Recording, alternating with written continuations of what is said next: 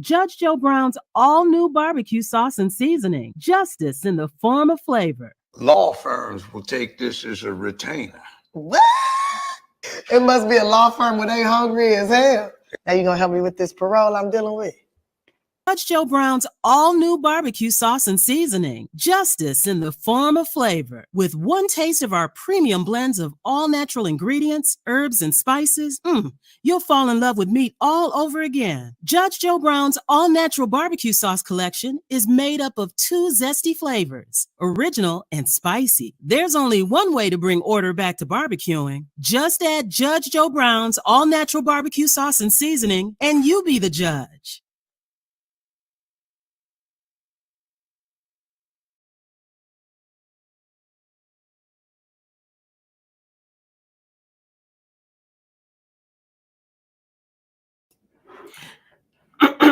Testing 1 2 3. Let me know if you guys can hear me. I see the judge. Hi, Judge. How are you? I can't hear you. I hope it's not me. Austin?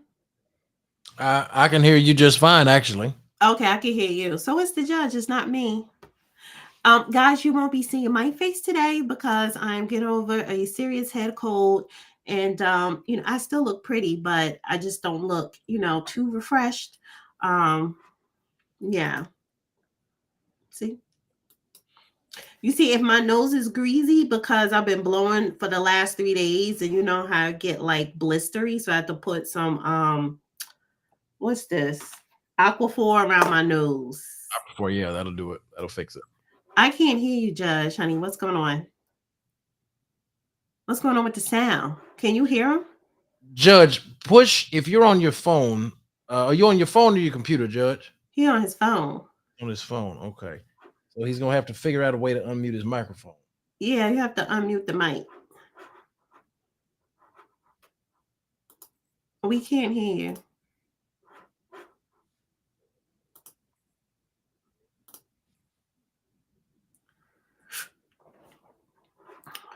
And I don't know what just happened. So anyway, guys, listen. Hi, Dr. Julio. How are you? Good to see you. Good to see you. So I asked you to be co-host or host / to help me out today because I didn't know if I was going to be able to do a show or halfway do it. So yeah, so I'm glad that you're here. So thank you because you're going to be headlining some of the topics and joining in on the discussion. So I appreciate you being here. Well, I'm honored to be here without question. Anytime I get a chance to see you is always a blessing. And anytime I get to see Judge Joe Brown, I'm still thankful that he and I got a chance to do an interview together. So I'm more than happy to be here. Okay, try the sound now. Is it okay? Yes, we can hear you now. Yeah, I was trying to get back with you last night, brother, but it just got awful late. Yes, sir. No, let me tell you something. You got my phone number, so it doesn't, we'll always have time to have our dialogues for sure. Well, so all right, everybody, you're not, like I said again, you're not going to see me tonight, my face, because I'm just, I'm like I said, I'm getting over a head cold. So, and I have this ointment around my nose because of the blisters, blah, blah, blah, blah, blah. However, we're still going to have a really good show. Happy Monday. Hi, Judge. How are you? I'll manage. Excuse you? I'll manage. Well, that means you're doing well. Fair to middling, as they used to say. Uh-huh. All right, so we got to talk about the LA wildfires. We also need to talk about TikTok and the case going to SCOTUS, the Supreme Court, Mark Zuckerberg on Joe Rogan, Trump's inauguration security is being beefed up. But before we get to those, you know what? I said I wanted to start off with pop culture. I want to start off with pop culture and then go into the LA wildfires because I want to get that out the way. Take some castor oil. I'm not sick anymore, but I'm just getting over it. But thank you for the suggestion. So, all right. So a little bit of pop culture. Number one, what I was going to say in my monologue, tomorrow is January 14th, honey, and Beyonce is going to be making her major announcement. And I hope it's the world tour. I hope it is, because I did stash away some coins to buy a ticket, but I'm also going to buy a ticket to an overseas show. Yes, I am going overseas. I don't know which country yet, but she is making a announcement tomorrow. We don't know what it is, but I'm assuming it's world tour. Now, because I'm getting over cold, I went to urgent care today. And let me just say this, the healthcare system is a scam, especially if you have private insurance. I need to get back on Medicaid because you are respected more when you are on state insurance for some reason. So that was. We don't have Medicaid in Tennessee. We have Medicare, which is federal, but not Medicaid. But isn't that for seniors? Medicaid, we do not have in Tennessee because they rejected any federal money on the matter some years ago. Oh, well, either way. So I want to start off with a little bit of pop culture.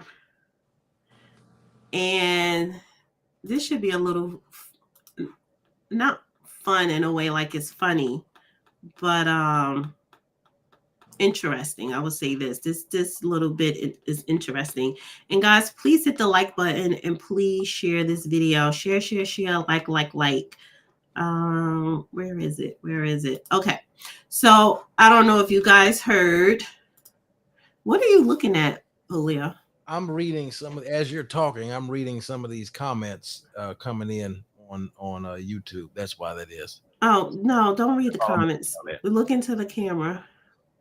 And you know what? You said you got a new camera. You got to, you know what? You should bring the lens and tell your girlfriend to bring the lens in closer so you can see your face up front more. I'm going to have to adjust that. That is something I'm going to have to actually modify myself. That's not on her. That's user error.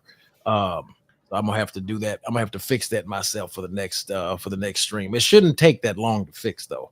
Yes. Just modification of a couple settings. All right. So pop culture. Did you guys hear about the Nigerian gospel artist who got arrested for allegedly beheading his girlfriend? Gospel singer and fitness enthusiast Oluwatimeli Ajayi something was arrested after he was caught with the severed head of his girlfriend in a community boarding Nasser Arwa and the Federal Capital Territory. Ajayi, also known for his gospel music, was apprehended on Sunday, January the 12th, near a church of Orazo bordering something city. According to Punch, Caleb Umaru, the church Bible study teacher and general secretary, stated that the incident unfolded towards the end of the service around 11 a.m. during the final pledge and prayers. He said it was almost the end of service at 11 a.m. during the final pledge and prayers. A church member, Brother Victor, opened his eyes during prayers and saw someone passing by the river close to the church carrying a bag, and his movement was suspicious. That drew his attention. He called the attention of another Brother Amos. When he saw them, he threw a black neon bag into the river. They inquired from him what he threw in the river, and he said nothing. After many questions, he didn't answer. They left him and went back, but didn't go to church. While they were discussing outside, two biker men came and asked the brothers if they had seen anyone pass through, and they asked the biker men to describe whatever. Ajayi, realizing he was caught, suddenly fled, but the group pursued him and managed to catch him after struggling nearby. So the police came, he was arrested, and his girlfriend's head was in the bag. He explained that an argument had ensued when he discovered his girlfriend was chatting with another man. During the altercation, she cut his hand with a knife, and in the heat of the moment, he grabbed the knife and fatally stabbed her in the neck. Why am I bringing this up? Because people always talk about how they look up to these, especially these gospel entertainers or just entertainers, especially Nigerians who claim they're like just so superior, especially the ones in their country. But a lot of people do a lot of weird stuff. So yeah, his girlfriend's head was in a, he beheaded his girlfriend, and then I think he did some type of ritual or whatever, and he got caught and he got arrested. Anybody want to comment on that? The devil lives in church. I mean, I would suppose. I mean, you just because people claim that they're a Christian, I mean, it's a whole lot of false claimers out there. I mean, that's all I would have to say to that. And if you know, as there's an old expression that I used to say on Clubhouse a lot, for those of you that know who Clubhouse is, which is and all that is, that's some next level shit. That's all that is. Mm-hmm. The devil made him do it. Right. Yeah. No. See, Satan don't work quite like that. I think Satan actually has more important tasks to do than than that one. Right. What'd you say? Business. What do you mean business? Mortician to charge an extra fee. Right. The what? The mortician gets to charge an extra fee. Right. Literally. I guess. All right. So that I just found that highly interesting. You know, I mean, it's not funny, but it's crazy. It's insane. Yeah, it's a lot of sick people out there. Maybe he was compelled, and they ought to normalize it the way they say these days. Well, okay. So now I want to move on to Diddy. He has another accuser. Oh God. So Diddy faces new assault claims from teen victim as prison walls close in. This Mario posted this on X. A shocking new lawsuit claims Sean Diddy Combs drugged and assaulted 16-year-old babysitter in 2000 after luring her into his SUV in Manhattan. The teen was walking home when Combs allegedly convinced her to get in his car, gave her a calming drink, and took her to an unknown location.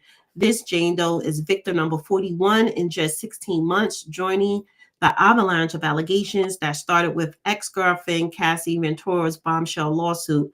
Diddy already locked up in the Brooklyn Metropolitan Detention Center since September, facing federal charges for sex trafficking and racketeering. And that shocking hotel video of him attacking Cassie isn't helping his case. His legal team fires back. Mr. Combs has never sexually assaulted anyone, but after the viral surveillance footage and his video apology, basically who's buying it, right? So yeah, so he has another claim, and this is the 41st accusations against him. So what is she, 41 years old now? No, this is number 41, victim number 41. 41. Oh, yeah, she was 16 in the year 2000. Yeah, so that's 25 years ago. That's 41 years old. Yeah, big deal. I'm not impressed. I just think it's more the Gloria Allred-led vultures that gather around trying to see if they can pick something up off of stuff like this. You can let something 25 years go by. I equate some of this crap, Judge, to I was looking into the Trump case with E. Jean Carroll. She claimed that the assault from Trump took place, I want to say 1991, 4 years before I showed up on this planet, and then doesn't bring the case before anybody until he's running for president. I mean, it screams bullshit to me. And I wish that this type of stuff was called out more personally. It does. And as a modern phrase, you snooze, you lose. It's just called, you have to do stuff in a timely fashion. The statute of limitations is long run until New York revived it. which I think is a very bad mistake, and it's a horrible inconsistency in the law. I have to agree with that.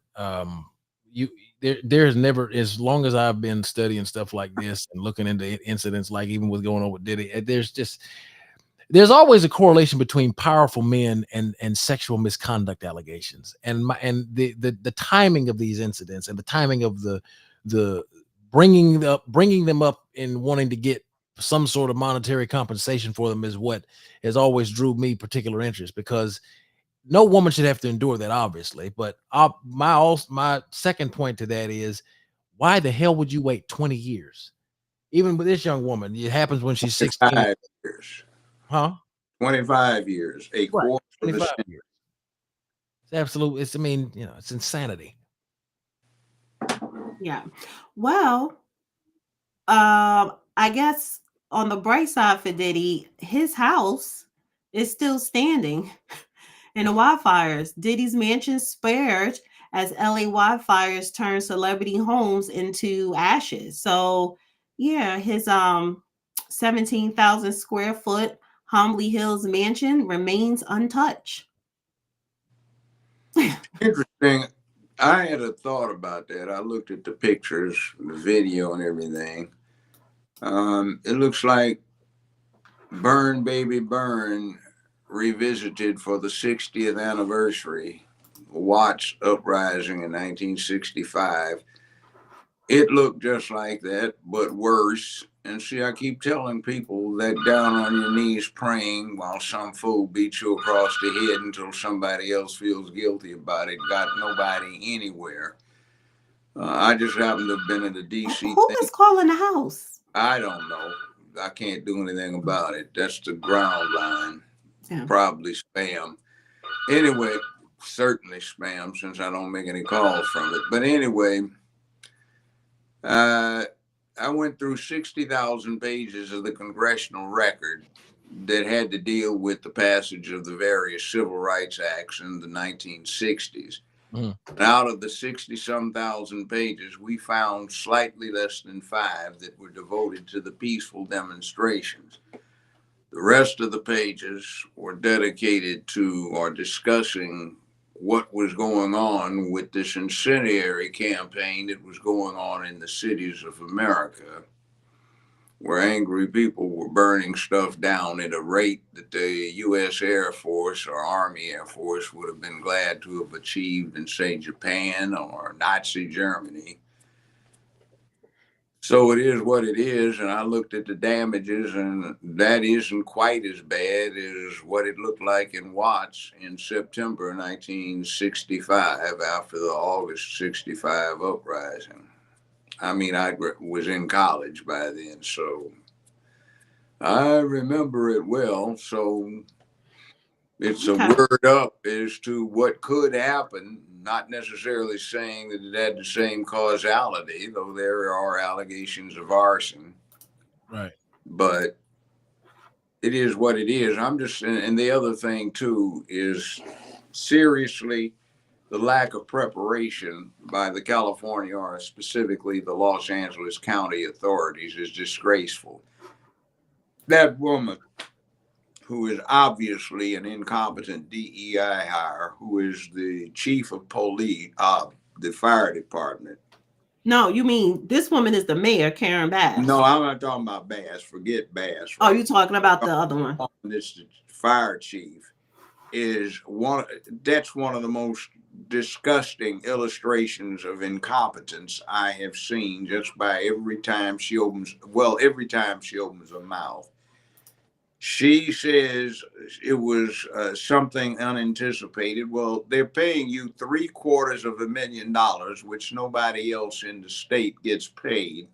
It's your job to anticipate, to do investigations, to make sure that if there are contingencies, no matter how far out they may be, you have a preparedness. There was nothing done about that idiot Governor Newsom when he bragged about draining all of those reservoirs and the water was sluiced out into the ocean.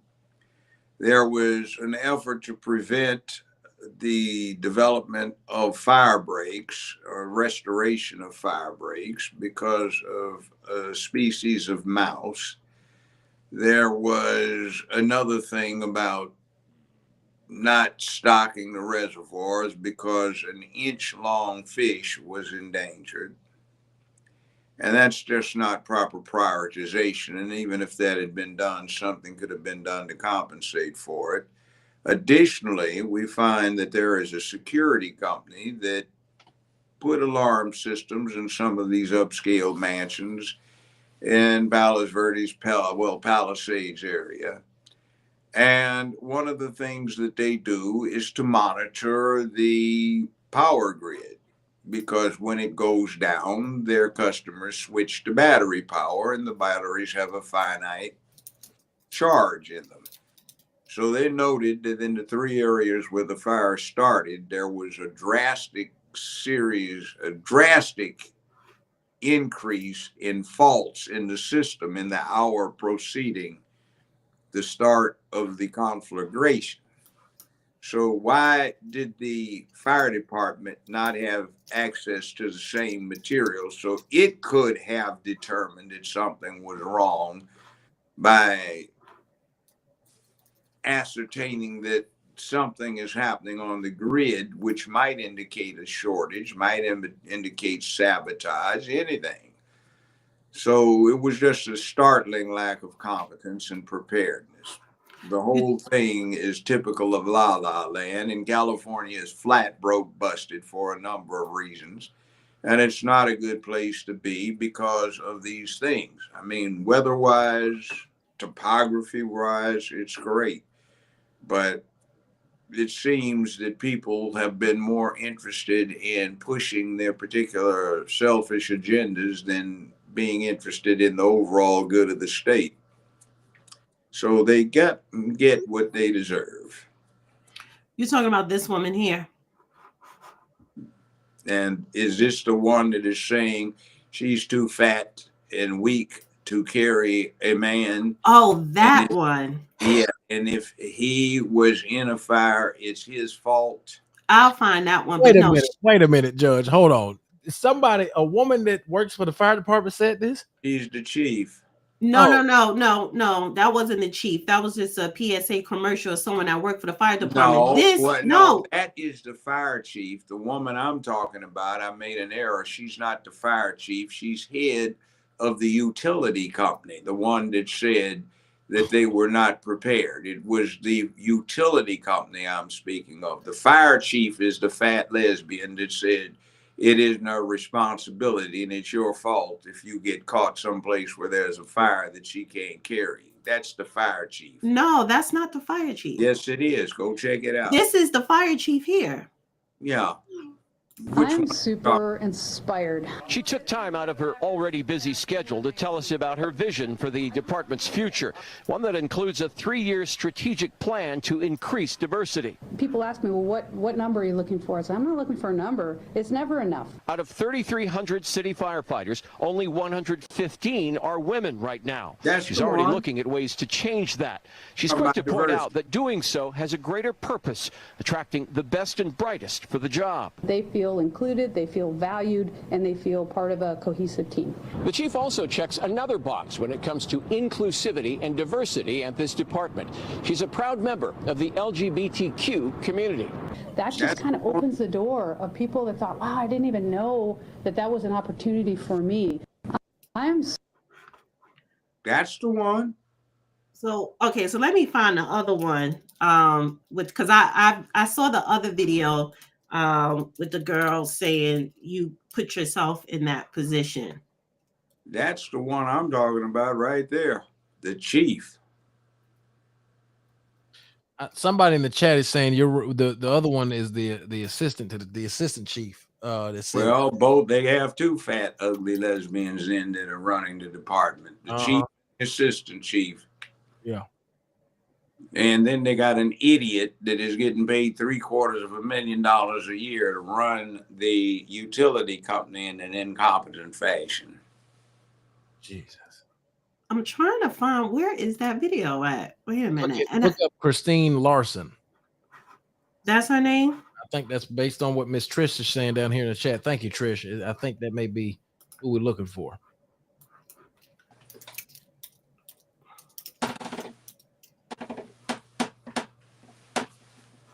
No.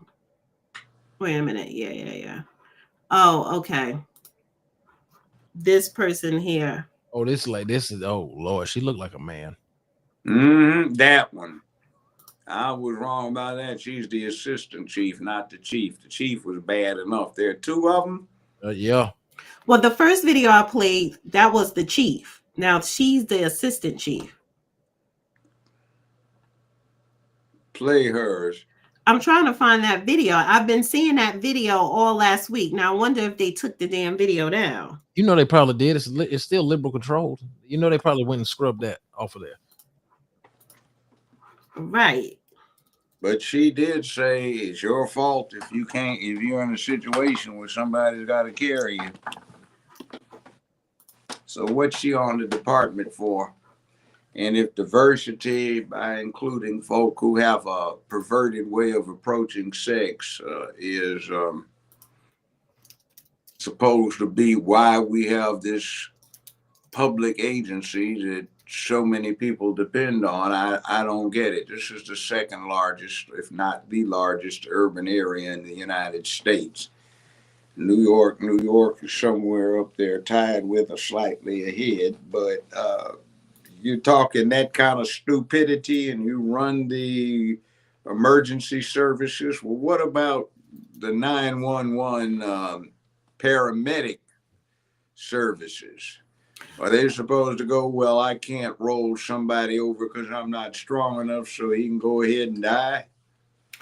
Well, this one here is apparently LA firefighters were taught about implicit biases and other DEI nonsense. Let's play this.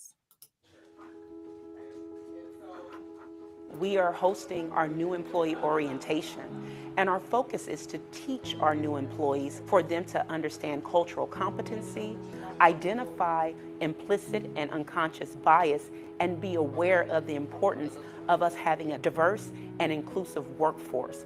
Diversity is important because the different people bring different lenses to their job, and those different ideas, those different lenses are important to have the best practices for our industry. We have people here from hazmat, we have dispatchers in the room, we have people that are responsible for financial management, we have our information management division, and also from human resources. So we have a variety of professionals that are receiving this training. We teach people how to deal with conflict responsively, how to have challenging conversations, break down stereotypes, and learn more about cultural competence. And so we do this by working to advance equity throughout community partners and internal departments within Los Angeles County.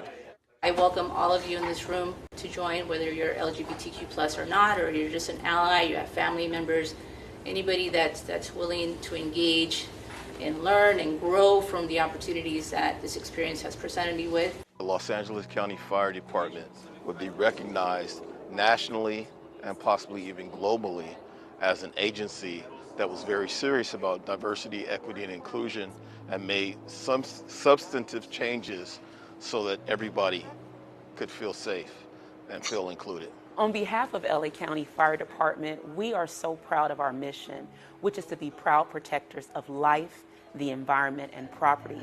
If you want more information about our department, please visit us at fire.lacounty.gov.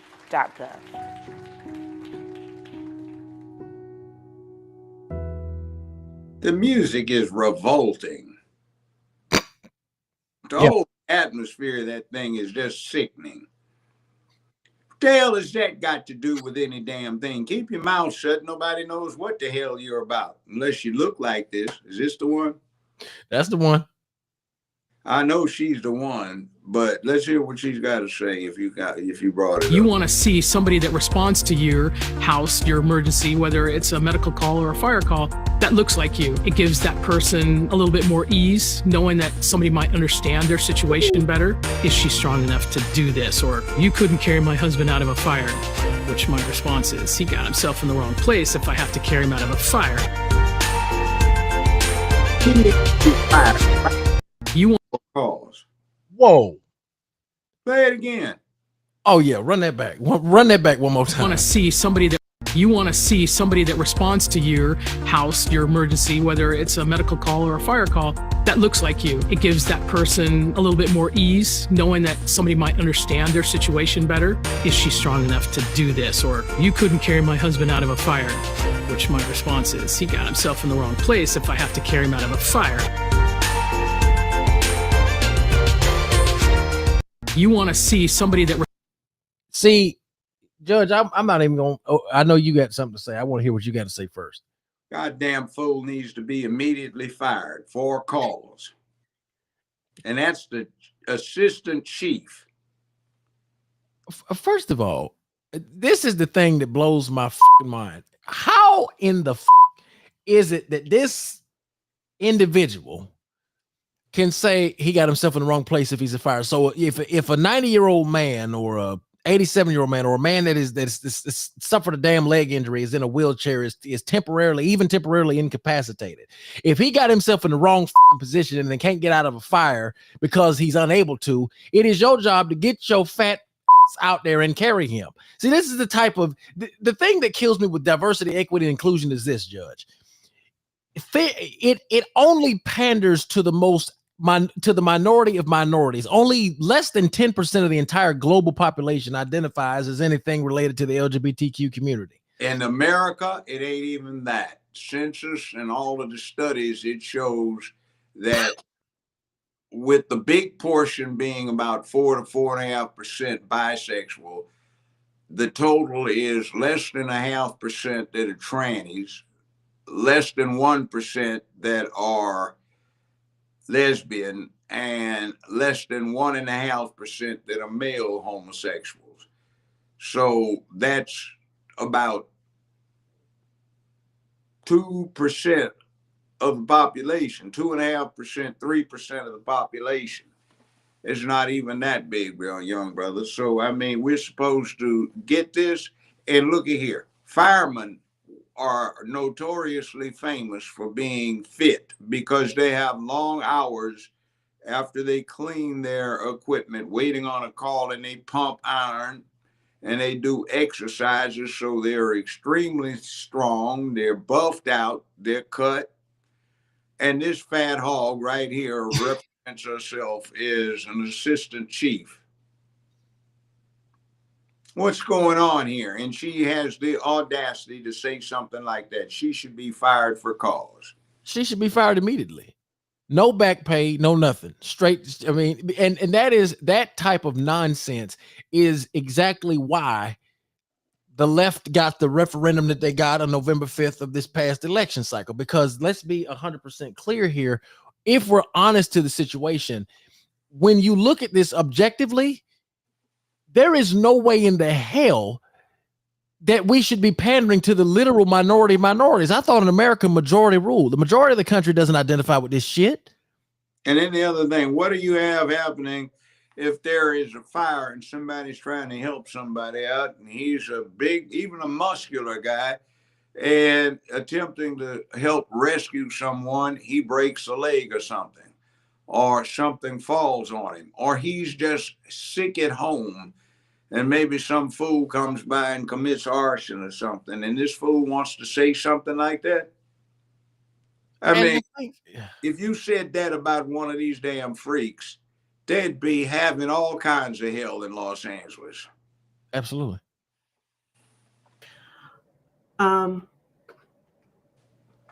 That's disgusting. It's just... So thank you again, Austin, for being co-host tonight. I'm not even calling myself a co-host because I'm getting over a cold. So I'm not going to be talking as much. But I do. Damn, that's the chief and the assistant chief are both into that cult mess. Yeah, both of them. That DEI inclusion little class that they had there was ridiculous with that insipid music going along with it. What the hell is that about? You would think, and this is my thing, you would think, Judge, at least I would, that diversity, equity, and inclusion theoretically should actually deal with and assist people that have helped to build this country. This is where I get on my, as I said, the black soapbox, if you will. But it doesn't do that. This panders to, again, the minority within the minority. The smallest amount of people get the most attention with DEI situations, and that is absolute unadulterated BS. Period. Well, it doesn't pander to the everyday Black American. This panders to people that have to have an addition, what I call an additional identifier. You can't just be Black. You got to be Black LGBTQIA. You got to be Black trans. You got to be Black something else, and it's bullshit. Well, I want to go to the mayor of Los Angeles, right? So LA Mayor Karen Bass told New York Times in 2021 that she wouldn't travel internationally as mayor. However, she is being criticized, and rightfully so, for being in Ghana as wildfires devastated Los Angeles. So when the wildfires started, she was not on American soil. She was not in LA or the state of California. She was across the globe on the continent of Africa in Ghana. Ghana, why? I don't know. Maybe she was getting a dual citizenship there because Ghana was opening up their, I guess, citizenship to outsiders, particularly Black Americans and others, right, to become citizens. There are a lot of people who became citizens. They have dual citizenship. What that got to do with her? And her city goes up in flames. And prior to that, you said that you wouldn't take any international trips while you are in office.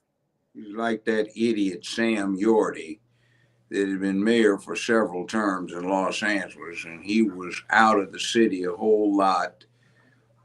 The third time Tom Bradley ran for LA mayor, and Bradley beat him.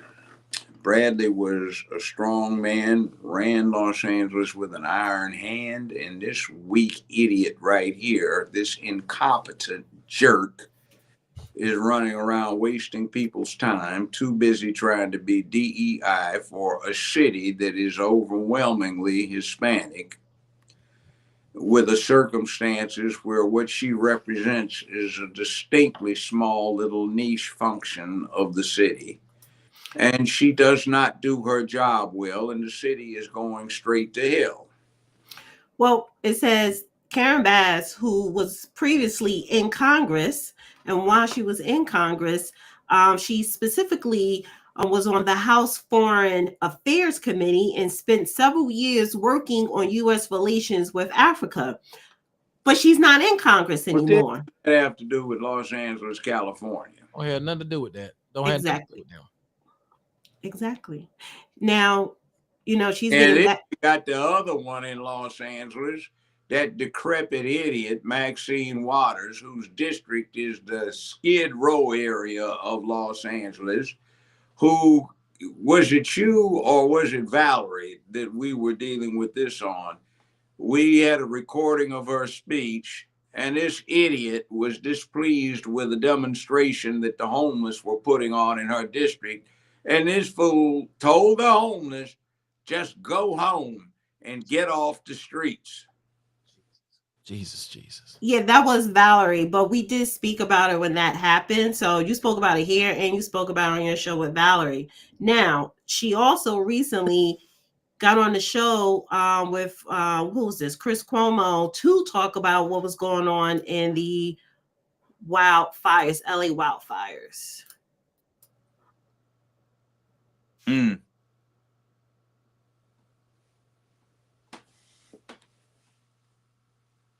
You mean Maxine the idiot?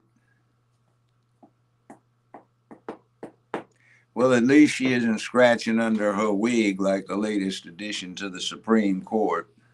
Is that Ketanji Jackson Brown? The idiot. The one that couldn't identify what a man or a woman is? Yeah, well, she couldn't. Why are y'all talking over the video? We can't hear it. You can't hear the video? No, there's no sound. Okay, well, why you ain't say something? I was sharing it and sharing it. Well, I was thinking maybe we were being spared having to hear. Oh, no. All right, give me a second.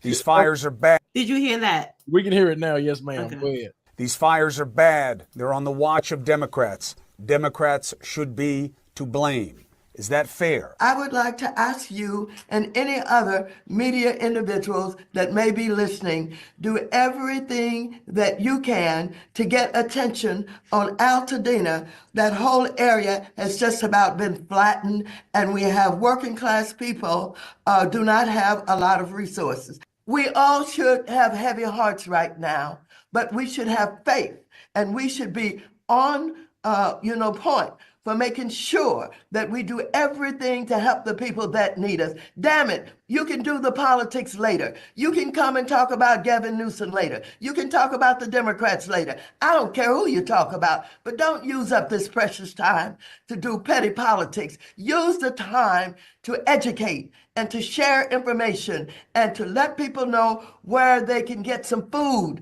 where they can get a place to stay, where they can get some clothing, on and on and on. That's where I am. I don't know where you are. I'm right with you, Representative, and that's why I wanted you to come on the show, and I wish I had more numbers and resources to share. Well, how about this one? She talked about, and they need a place to stay, and this fool presides over a congressional district with one of the highest homeless rates in the United States of America. And he's been there and failed to do any damn thing for decades. Here's the one that blows my mind, Judge. She talking about, damn it, do the politics later. Well, Aunt Esther, politics, and I majored in political science, by the way, is the study of who gets what and how much of that what are they getting. So politics don't never stop. Maxine, Sister Waters, as they say. So your job as a representative is to assist in the delegation of who's getting what. And the problem is, and Donald Trump mentioned this in his podcast with Joe Rogan. Judge, I don't know if you watched that, but it was about 3 hours long. The fish that that California's governor Gavin Newsom wants to protect, which forced, among other things, water to be pulled away from California and allowed to just flow into the Pacific, is one of the largest reasons why California doesn't have enough water coming in to fight these damn fires. Or is it that rich couple that monopolizes to privatize the water sources in California? They have, Fiji water or whatever it is they sell. Yes, sir. And various fruit juices. And yes, they sir. Charge very high rates to dole out the water to the various agricultural interests. But that's nothing new. Mulholland did that 130 years ago. Amassed a fortune, and they named a road after it that is replete with mansions today. Even the one, the heifer that runs BLM, embezzled at the behest of black folk who fell for the scam. Oh, you know her house got burned down too. No, well, she lost one. She lost, was it two of the three? I think two of the three she lost. Yeah. Mulholland Drive that they named after this water shark from 130 years ago that profiteered on tying up the water in California. So, I mean, it's nothing new, but are his friends who apparently donated to him very heavily during his campaigns getting something out of it now that there is a water shortage? And by the way, why the hell are you getting on bragging about dumping this water in the ground, into the ocean? I mean, California's had wildfire after wildfire after wildfire for decades, and it's getting worse.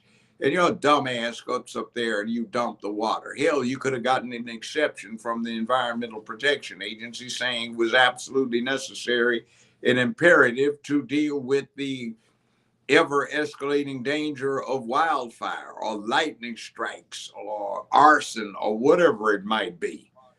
This is just incompetence. It's gross incompetence, without question, Judge. It's absolute. What is that? Do you have the show playing in the background? Oh, you know what I do? Let me take that off. There we go. Thank you. So it's horrible. Yeah. So you're talking about the people that own the Fiji water company. I think it's Fiji. I may be wrong about the name of the company, but they own one of these bottled water outfits. Yes, the Fiji, the people that own Fiji. Well, how is that possible? How is that possible to allow a person or a company to monopolize water?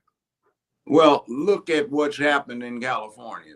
Prop 13 was sponsored by the person who was the largest private rental real estate owner in California. Yep.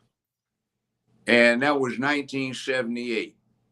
It was advertised as getting people off of welfare, but less than 1% of the impacted persons are on welfare, but everybody else is jacked up. Personal knowledge.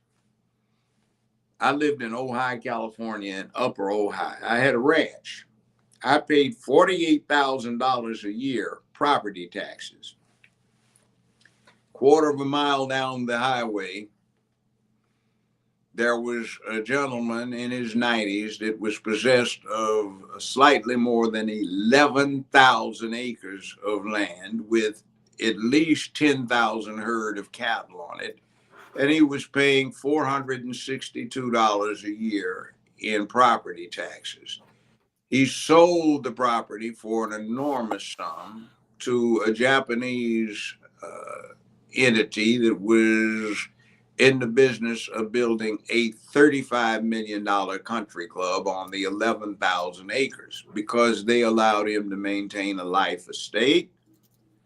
They got grandfathered in, so this $35 million country club on 11,000 acres of land pays $462 a year in property taxes, and the next lowest property tax in the whole area was about $28,000 for somebody that had 5 acres of land. They cannot raise taxes in California without 2/3 of the legislature, that's House and Senate, going for it. So they have to deal with raising fees. They have a scam going where the value of your automobile determines what your yearly registration is. In Tennessee, it's $106.50 a year, whatever your car is. In California, my Porsche was $28,000 a year. One of them, another one was about $1,600 a year, $2,800 a year, and the other one was $1,600. And I had a Bentley that was $4,200 a year for registration. Now, they were short of money, so what they did is they doubled it. So the Bentley was $8,400 to register it every year. One Porsche was $5,600, and the other one was $3,600 a year to register the damn thing, which was absolutely ridiculous. And for the last decade, every damn year, though I don't live there and have no income there, they attach bank accounts through the subsidiary banks that do business out there, claiming I owe income tax. I always get it back, but I'm out several $1,000s in attorney fees and accountant fees to get it back, but they don't care, and they get to use it and earn the interest on my money for months and a whole lot of other people's money. If you live in California, whatever you pay for IRS to IRS, double it, because you'll pay the same amount to California. They even have an insane thing on there where they have an assessment to folk who make over a certain amount. It's for the mental health fund. When I last paid California income tax, personal income tax, I had to pay $23,000 a year for their mental health fund. Hell, I could have adopted some son of a bitch and put him on my insurance plan if he was that crazy and gotten treated. But that's how broke they are.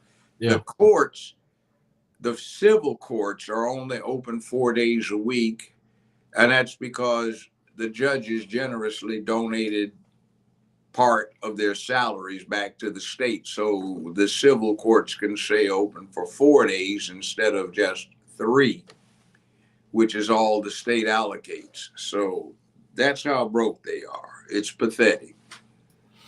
Well, with all that corruption, you know, and you have Maxine Waters, she doesn't never speak up against it. You have Mayor Karen Bass, who did travel 4 times since she became mayor to Africa. She went to Ghana. She went to Paris for the Olympics. She went to Mexico, but she can't seem to budget her city finances to allocate money to the proper departments. And then you allow these companies owned by 2 individuals to monopolize the water, which is crazy. But now, how about Nancy Pelosi making a fortune doing essentially insider trading in the stock market? That too. So now with Pacific Palisades damn near burnt to the ground, and a lot of other parts of Los Angeles, the governor is saying that he is going to remove the red tape for people who want to rebuild. I want to play this. And that's clip. A sucker move, because what happens is the loans that they have are going to have to be repaid at some high interest rates. Damn right. There's the problem right now with the whole mess. The interest rates for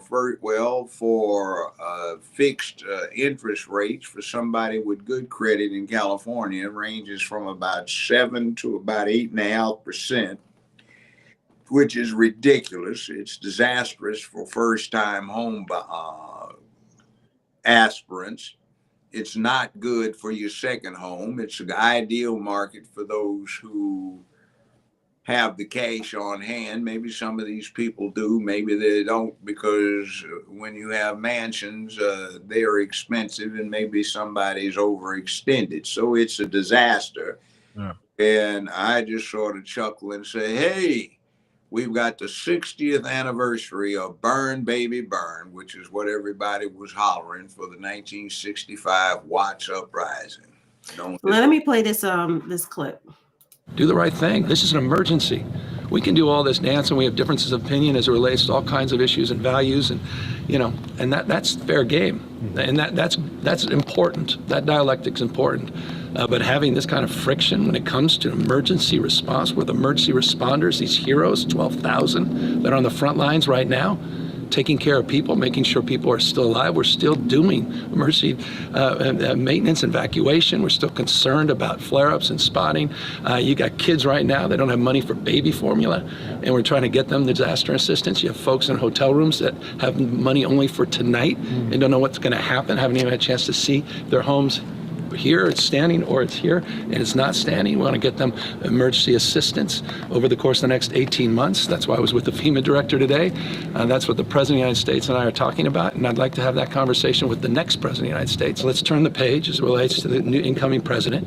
We'd like him to have the spirit of the current president and have the backs of people so we can recover. I want him to visit and understand the magnitude of this scope, what happened to the American people that happen to reside here in California. I'm not interested in politicizing an event like this. I don't like the banality of it. I don't like the inhumanity of that. I would like people to focus on a collaboration between the executive in Washington, D.C. and in the state of California to help rebuild a community that's been completely ravaged. Forewarning him about what was going to happen, and this fool wanted to call him crazy for saying, hey, this is what's going to happen. You need to be prepared. Judge, if the video is playing, don't talk over it because we can't hear you. It doesn't matter. We can't bullshit. Listen, we can't hear you if the video is playing. So it just sounds very, it sounds like a weird sound in the audio. So just let it play out. It's not that long. However, this is what I wanted to bring up. So Newsom is suspending rebuilding regulations after the wildfire devastations. So I guess he's saying, okay, I'm not gonna, you don't have to worry about red tape when it comes to rebuilding. So a 3-page executive order signed by the governor this week will aim to streamline the building permit process, as well as roll back environmental regulations that will subject rebuilding to layers of time-consuming bureaucracy. The order covers all of Los Angeles and Ventura counties, both of which were affected by the wildfires, which have been estimated to the costliest of California history. The order is likely to be the first of several permit streamlining measures issued by state, county, and city agencies in the wake of the devastating fires across greater Los Angeles.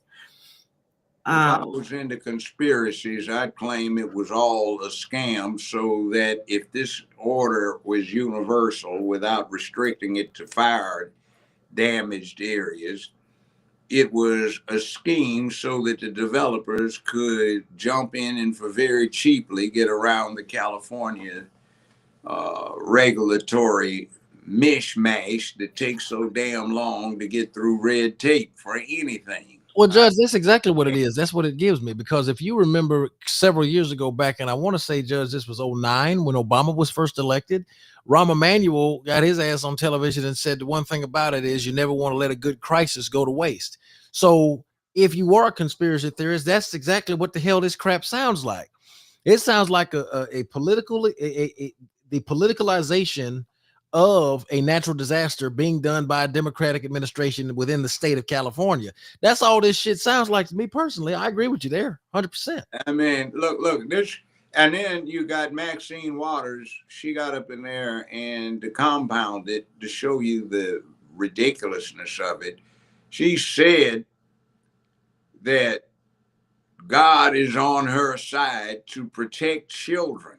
And this from somebody that has voted over and over again in Congress to decriminalize adults having sex with children, right, to deal with sex change operations, right, and mutilate children. This is the one that is a member of a party and personally responsible for a lot of support given to grooming children. You see, this kind of hypocrisy just doesn't occur to them because I guess they're out there too close to H-Wood, where everything is make-believe and every new movie is a whole different reality landscape. And you're supposed to just get into the immediate one and forget all of the rest of what's going on. So it's sickening. I grew up in Los Angeles, kindergarten through law school, came back for another 15 years later in life when I had this arbitration thing that they were televising. It's revolting. It's absolutely revolting. Absolutely. One more thing on the wildfires before we move on to the other subjects. Khloe Kardashian is getting a lot of backlash because she called the mayor, Karen Bass, a joke, I guess, from the way of handling the wildfires. And she's getting backlash, I guess, particularly from Black women saying, oh, why are you disrespecting a Black woman? So it's really about race. And I don't have a problem with Khloe Kardashian calling her a joke. She wasn't calling her a joke because she was Black. She was calling her a joke because she is a joke. To the Black women that said that, Dana, they need to shut the hell up and sit down somewhere. It is not wrong to hold somebody that is a mayor accountable. I don't give a damn if the person saying it is white, Black, Hispanic, whatever. If you are messing up on your job description, you deserve to be called out. That's the thing. When you are a politician, and I say this is somebody that has a growing interest in getting involved in politics. If people trust you to do a job of leading some shit and you don't do the job right, you can be held accountable by any citizen that you are supposed to be responsible for protecting and managing and enforcing the law and delegating authority to relativistic agencies and whatnot. The fact of the matter is, if Karen Bass would have been doing a good job, Khloe may have given her praise. But don't pull the race card when a white woman is calling out a Black woman for being full of crap, which is how Karen Bass has operated. You spending time over here in Ghana, meanwhile your city is burning. Your city is on fire and you are over here in Africa. Them Africans those Africans give less of a damn about you than you do about your own American people, your American citizens, period. You heard they chartered a new organization that wants to get involved. What is it? OISM? Yes, sir. Organization of Ignorant and Stupid Mammies. If I did. Yes. Is a charter member and the new chairwoman. Oh God, Judge, that was good. That was good. Oh, that was good. All right. Well, that's one thing.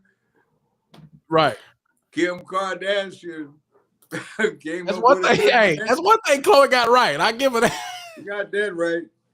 It wasn't him, it was I ain't Chloe. up for much else to that shit, but she got that one correct. I ain't gonna cap you down. That one correct. Organization of ignorant and stupid mammies. I know that right. So here's the thing. Let's go to TikTok, and this second hour, Austin, you're going to be leading on these topics, right? TikTok, Mark Zuckerberg, and inauguration, security. So let's start with TikTok real quick, and let me just say this: as far as TikTok, it was what is this? It was today, 2 hours ago, it came out that TikTok's China considers Elon Musk as the white knight for TikTok USA. Tesla chief successful transformation of X could provide a blueprint for addressing national security concern. China considers Elon Musk and wants him to, I guess, buy TikTok to save it. So an Elon takeover could merge X free speech philosophy with TikTok innovation platform. So go ahead and let's talk about TikTok. And the case is still up in the Supreme Court right now, correct? It is still up in the Supreme Court. The court has not released a final ruling, and I will go on the record and say personally, I would love to see Elon Musk buy TikTok for several reasons. One, TikTok has paid me a large sum of money over the past 2 years. The video that Judge Joe Brown and I did, our interview alone, that made me over $1,300. So Judge, shout out for that, because you're one of the greatest interviews that I've had, and one of the best people I've talked to. Let me give you, I do have this written down. Let me give How many views did you get on that? I got over 100,000 views on that video within the first 12 hours. Right now, it sits at about 184 or 186,000 in total. And it does go up every so often, every time I look at it.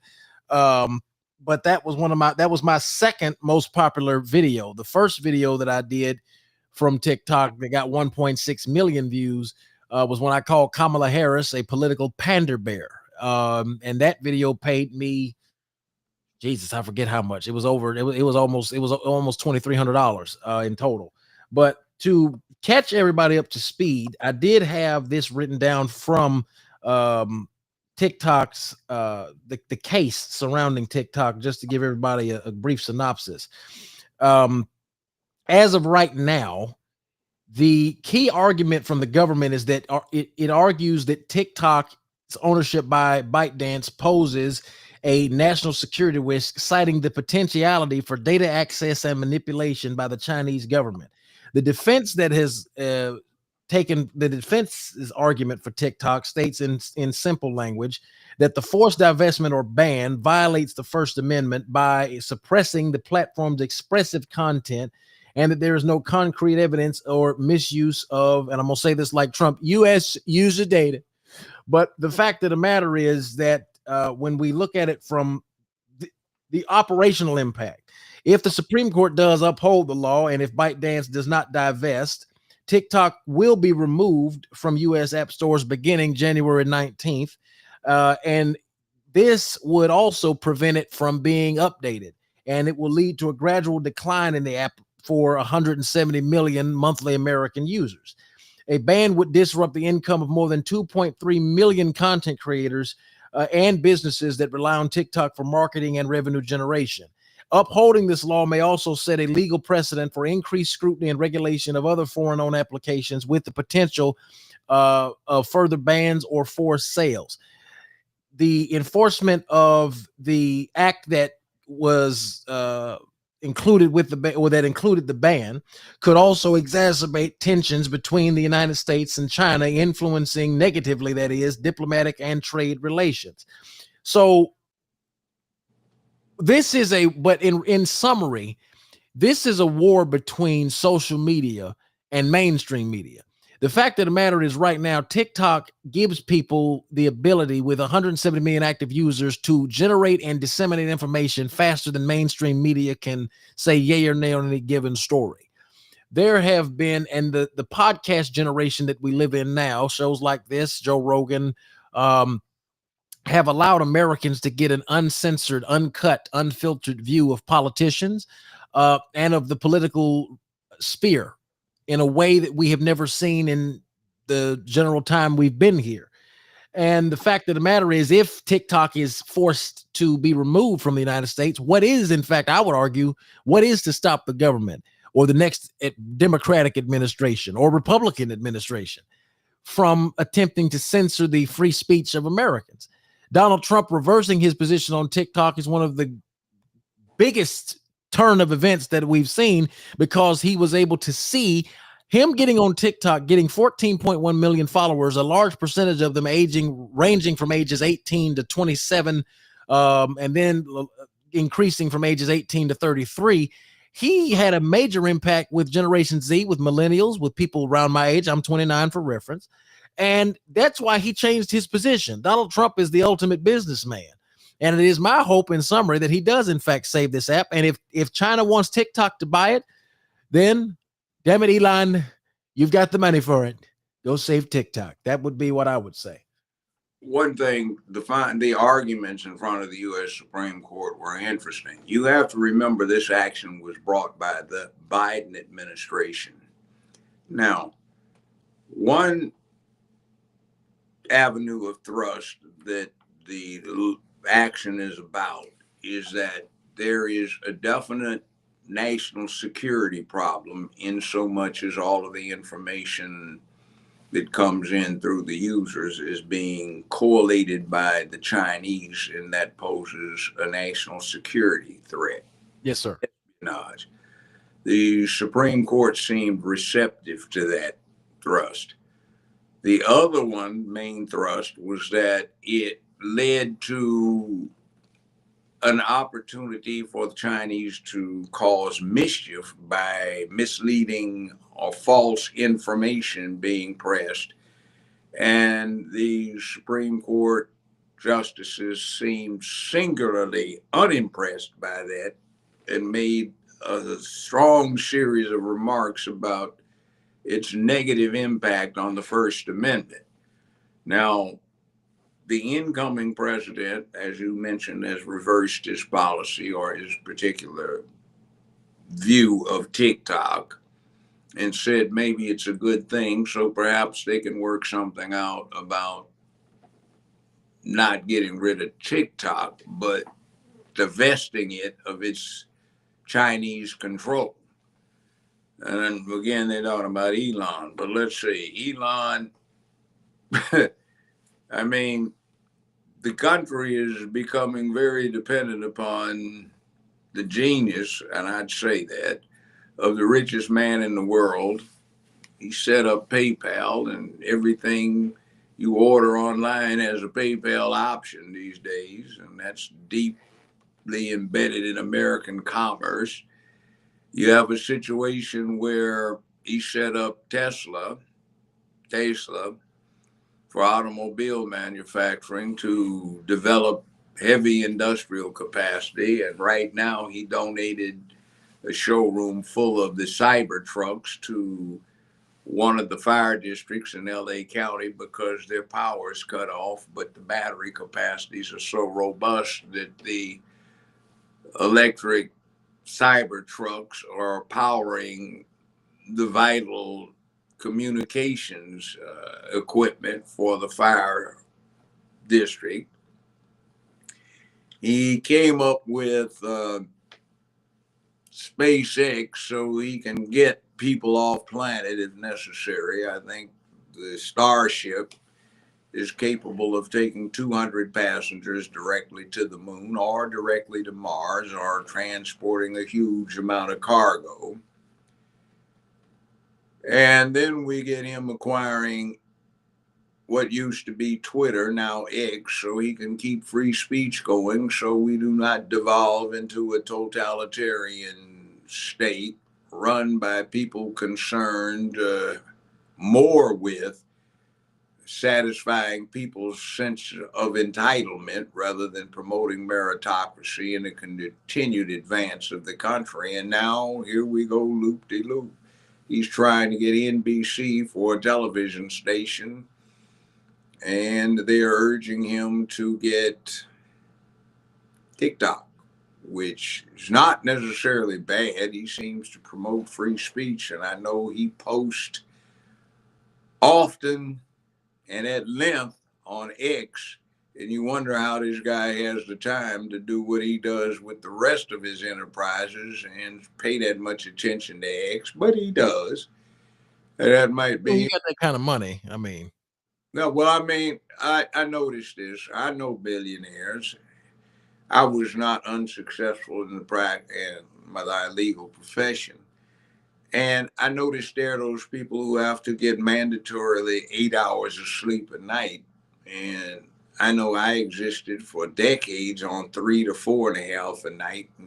The billionaires and multimillionaires I knew from connections I have, they hardly ever sleep, because sleeping is a waste of time until you crash. You might drop dead of a heart attack, but you become a success in life. So maybe he's one of those kind of guys that doesn't need much sleep. And I've been reading up on stuff where some people don't need that much sleep because they sleep more efficiently. So maybe that's him. But I'm not upset with him, especially with his DOGE in government to deal with establishing its efficiencies, which somebody needs to look at, because the bureaucracy has gotten way out of hand. And it was going in the direction that California was going, where somebody gets $750,000 for incompetently mismanaging one of the largest utility companies in the country. So maybe that's not a bad thing, but then I can see how you might downstream run into an antitrust situation, but we'll see.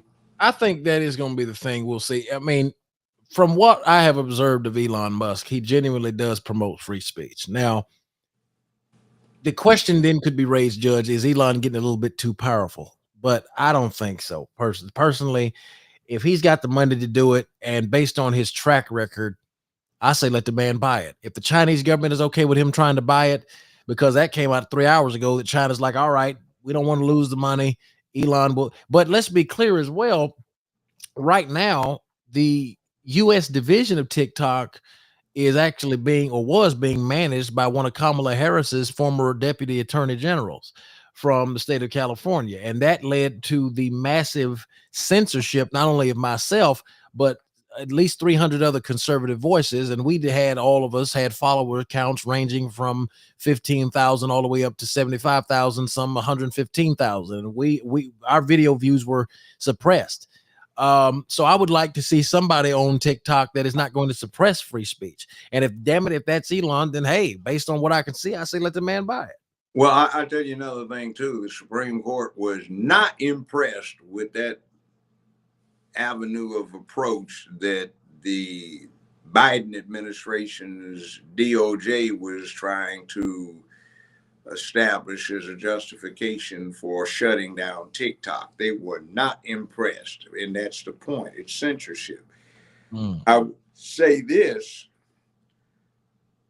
somebody needs to understand what it means to have as much money as Elon Musk does. He is the singularly richest man on the planet.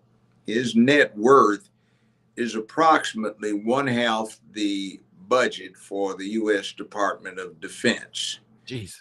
So the U.S. Department of Defense had an $860 billion budget, and Elon Musk is worth between $440 and $460 billion. Tell you another little interesting thing. Business Insider was reporting the incomes of various people around the world, and it's intriguing that Putin's net worth is very high. He's worth supposedly $120 billion himself.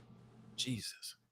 So he puts everybody in the West to shame when it comes to being a practicing capitalist and investor.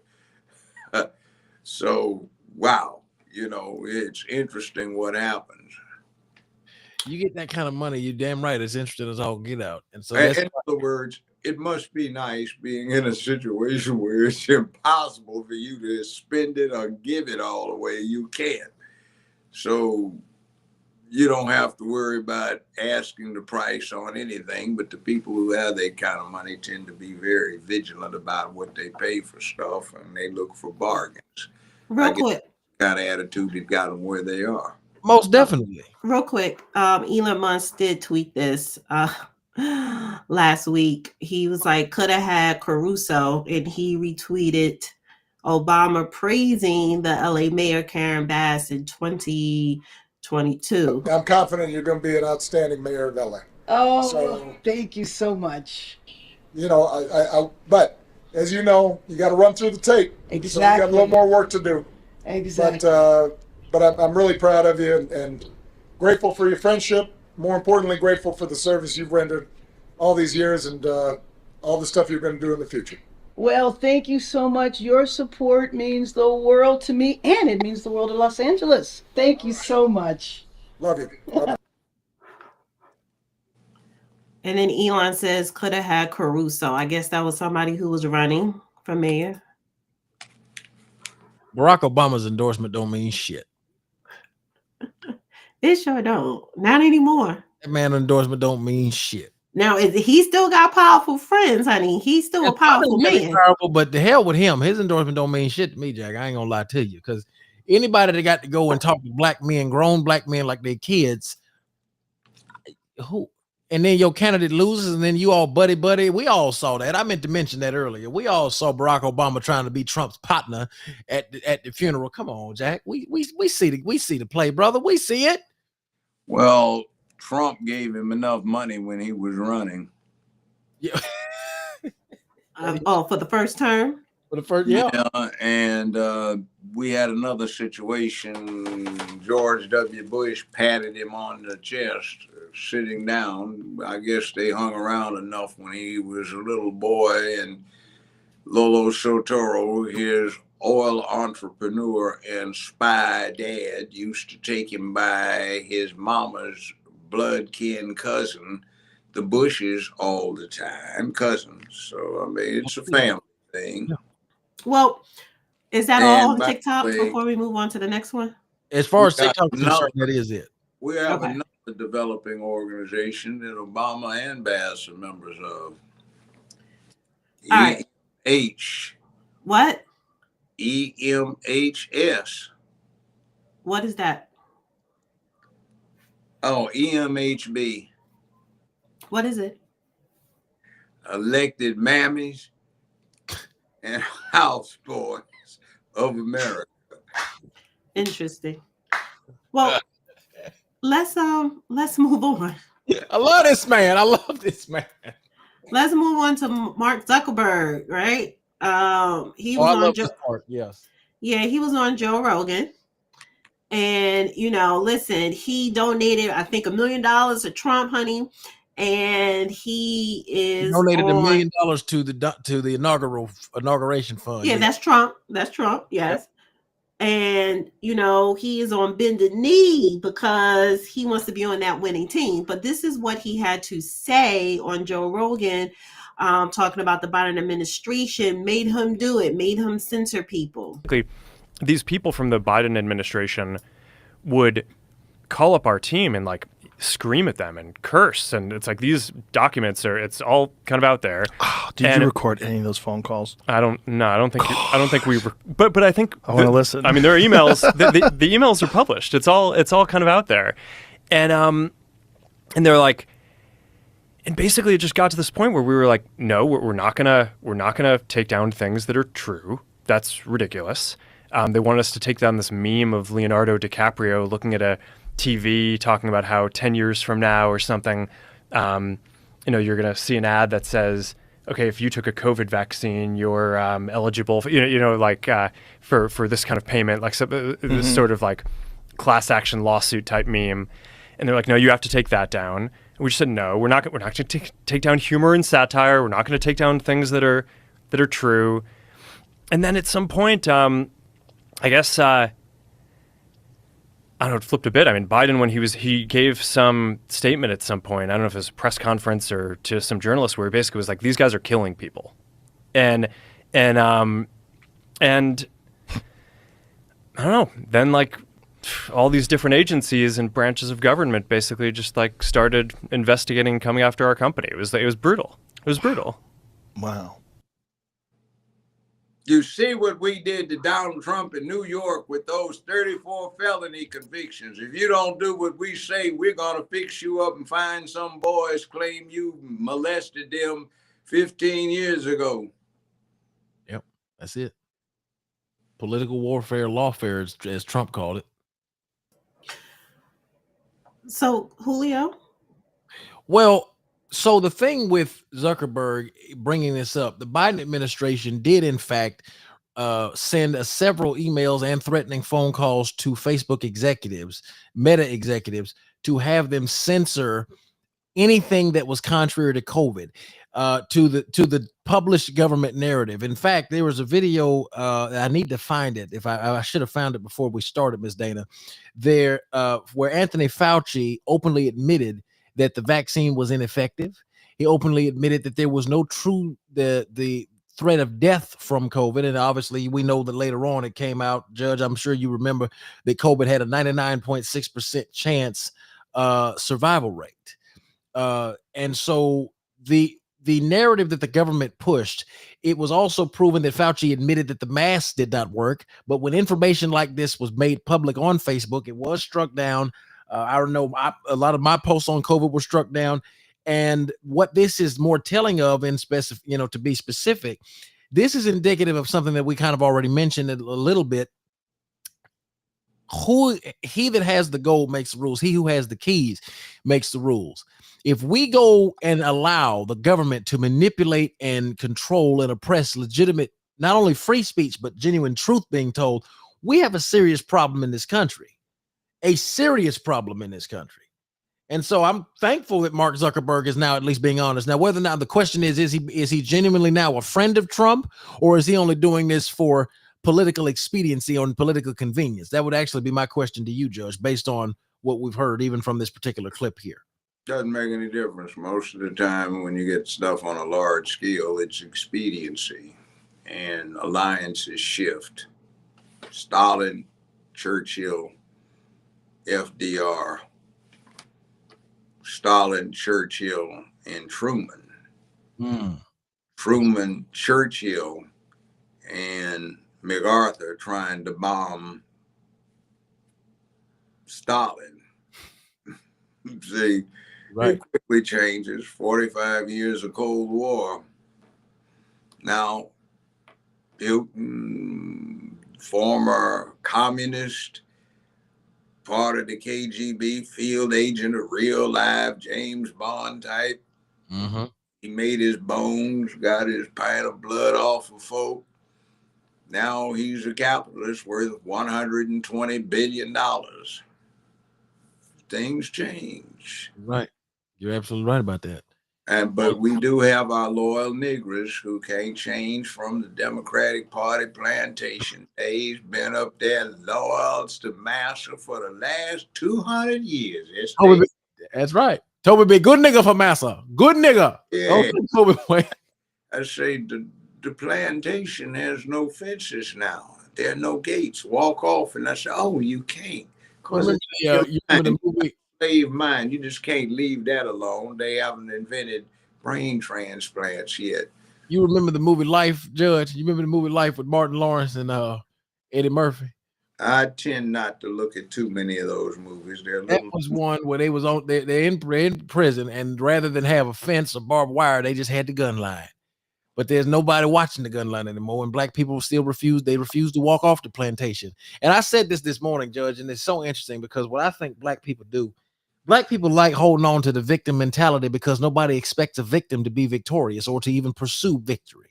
Well, it's also a convenient excuse to keep from acknowledging your own failure. How come they do it? Well, why didn't you go to the library when you were 9, 10, 11, 12 years old like other people who lived near you did? Well, see, I didn't have, well, okay, why didn't your parents? Well, see, well, why aren't you telling your children since you ought to know better?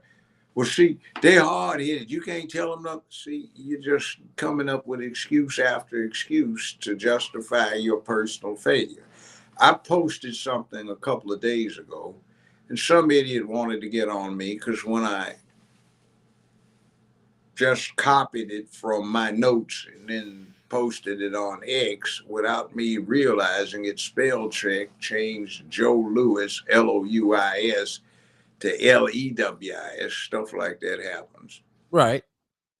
He wanted to get nasty, so I got nasty back, and he's thought like a slave. But the interesting thing is I listed Joe Louis, Muhammad Ali, Jack Johnson. They were acknowledged the greatest. They're no longer alive. I put in there Thurgood Marshall. He was the first black, an outstanding jurist, an outstanding litigator. He was the first. He's no longer alive. I put on there Malcolm X, the unique one and only Malcolm X. He's no longer alive. I did not put Martin Luther King on there because he accommodated too many people. I put Frederick Douglass on there, who escaped from slavery and tried to shoot some of the people that came after him, set up the 54th Massachusetts, did a whole lot about keeping the Southerners from getting arms out of Europe, helped set up the 13th, 14th, and 15th Amendment, and kept Lincoln honest. I put him in there, and he's dead. I did not put Booker T. Washington in there because I know my family hated him, and so did a whole lot of people on my parents' generations for stuff that is overlooked now. I added to this list, let's see, Kareem Abdul-Jabbar, who by every metric is the GOAT for the NBA. There's no comparison. I added Kenny Washington, who was a scholar at UCLA, also an All-American football player, who was the first to play for the NFL with the Rams. I put Don Barksdale, who was a scholar. He ran track, 440, and the high hurdles, and he was an All-American wide receiver for UCLA, but he didn't play basketball in college, but the Lakers hired him, so he was the first black to play in the NBA, and he was a scholar. I put Jackie Robinson, who was a captain in the U.S. Army. He played. Are you going to run down every person? Come on. I'm almost through. He's highlighting. I'm highlighting, and I put Jackie Robinson in there, and he played football. He ran the 100-yard dash and the 220 and held the American records at one time. He never played baseball, but the Dodgers hired him to be the first black. But he also was a person who, 14 years before Rosa Parks et al. Did it, he refused to remove to the back of a bus down in Texas. And unlike them, he did not get taken in peacefully. He pulled his .45 auto out of his holster, racked around in the chamber, and according to the testimony at his unsuccessful court-martial, he said some MF is going to die tonight besides me. So he got acquitted. He had an ankle injury that he had waived, and he reasserted the waiver, resigned, and he went on to play baseball. All these greats were in there. And do you think they talked about victimhood? Do you think they talked about white folk on me, I can't do nothing? Or do you think they just kicked ass doing what they were doing? I think they kicked ass. They, look at it. That's a classic thing. So I put sports people in there so some would maybe get the idea, but they didn't. They kept wanting to nominate folks. Some fool even wanted to put that idiot Al Green in there as a great. And Al Green is nothing but a freeloading crackhead punk, allegedly. He owes me $5,000. And he stole. Wait a minute. He owe you $5,000. Yeah, he stole the money his church was supposed to be giving me to deliver his 11 o'clock services, and he put in an envelope, cut up notebook paper. Now, No, I'm not. And every time I saw his lame ass, he at the Memphis airport, where's my money? And he turned around, run. Now he's fat and out of shape. He can't run. Well, I hope you never have to bump into him again at this point. I hope he paid you. Yeah, forgiveness. But anyway, bottom line is there were some great black men in there that did not use anything about victimhood to explain why they could or could not do something. On meritocracy, they got to the very top. Well, and the thing about it is to that point, and this is why I love talking to you so much. When you look at the merit, when you say meritocracy, you are going to have black folks, and I want to get your response to this argument because I say this to black folks all the time. Black people will say, well, you can't use a meritocracy because the system that we live in is rigged against us from the beginning. And how do you answer that? And I say, well, life ain't fair. Who the hell said life is fair? The very Bible that I believe in never said life is fair. The Bible I believe in says that the good die before their time. So why am I running around expecting life to be fair to me? Did we go off course? Because I thought we was talking about Mark Zuckerberg and the censorship. Well, that's what we're talking about. Okay. So just swing it back to relate all that to that. Yeah, I mean, it's a good conversation, but he talks. Somebody said that he was bullied in school. Now he's bullied. Bullied on his own platform. But I think it's bullying. Yeah, but Zuckerberg, so what? That's punk play to get bullied. You got to learn how to stand up to bullies and bust them in the mouth, even if you get your ass. Even if it's the federal government? Yeah. I mean, look, I lost about $3.5 million over the last 2 or 3 years in income because I won't shut up. I don't have a damn thing to say to somebody talking about they scared of something. And I know all of the bullies I stood up to, and even if I got my ass whooped, I'm gonna bust him right in his damn mouth. He'll think about it the next go around. So you got to stand up. But isn't that slightly? That's slightly. I don't want the feds knocking at my door. It's bad enough. I have to pay taxes. Sometimes you got to do what you got to do. I'm not gonna play somebody over there in Nazi Germany. They're gonna have to kill me because I'm gonna kill somebody if I'm in a situation like that. So look, this thing is important here. You've got a situation where somebody is whining about this. And the point of the exercise is forget Zuckerberg right now. The point is we've got too much of this victimhood. And these people that I cited all were at a time where I don't think most of these folk were born when they were at the height of their prowess. And I don't think most of these sorry Negroes running around talking about their being victims could have handled it. Right there. And if you get to it, what they're talking about is adversity. And humanity has learned to handle adversity, and that got us from cave to condominium. And there's many a sorrowful somebody who couldn't handle the adversity, but he made a nice snack, breakfast, lunch, dinner for something that was the adversity and ate his ass up. Now, if we can handle that, if some of the ancestors that get glorified in absentia by some of those who just dream about going back to Africa but have nothing to offer it, well, 13 years old, the rite of passage was you had to go kill Simba. And the more important your potential status was, the bigger the lion you had to kill. Or bring your pieces back that got gnawed on. So, I mean, if 13-year-olds can deal with Simba, these Negroes who ideate on going back to Africa have no damn business whining about being victims when nobody's basically going to kill them these days, except what is statistically impossible. I mean, occasional cop might shoot somebody for being stuck on stupid in a situation that could have been diffused. And even if not, you don't have to stand there and take it.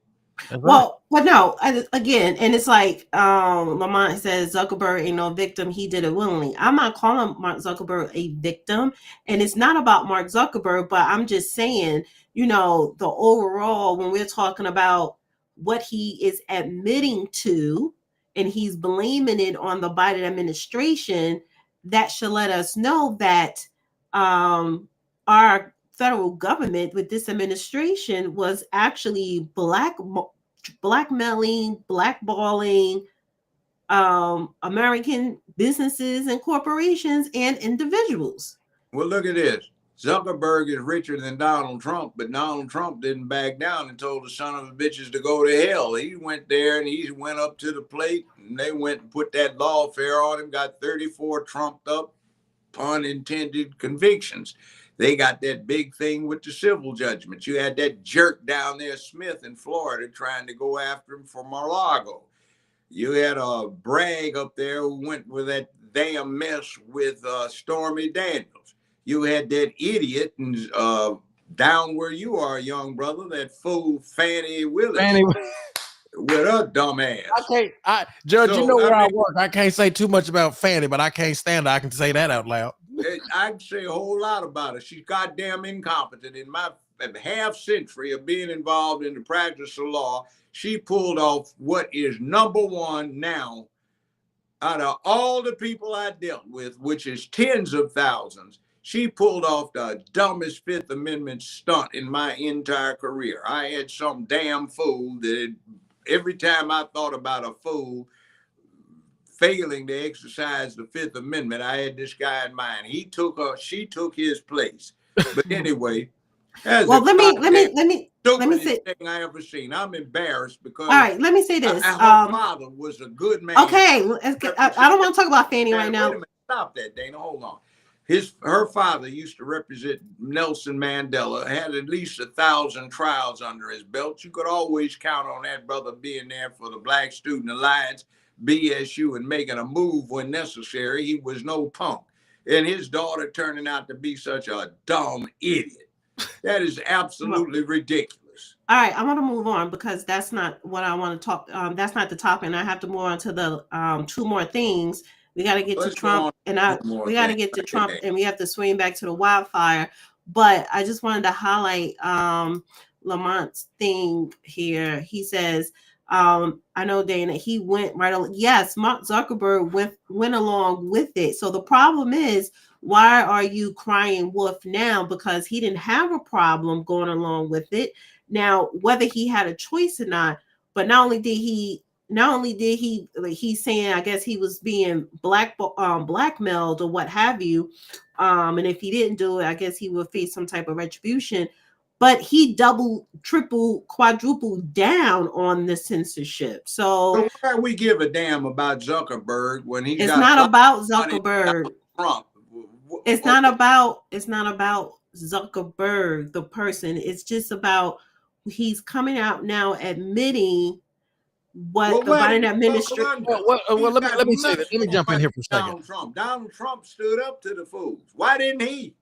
Well, Donald Trump don't run a multi-trillion-dollar social media platform. The problem is, let me say this: more behind him than Donald Trump did, but he didn't have the balls. The problem is this.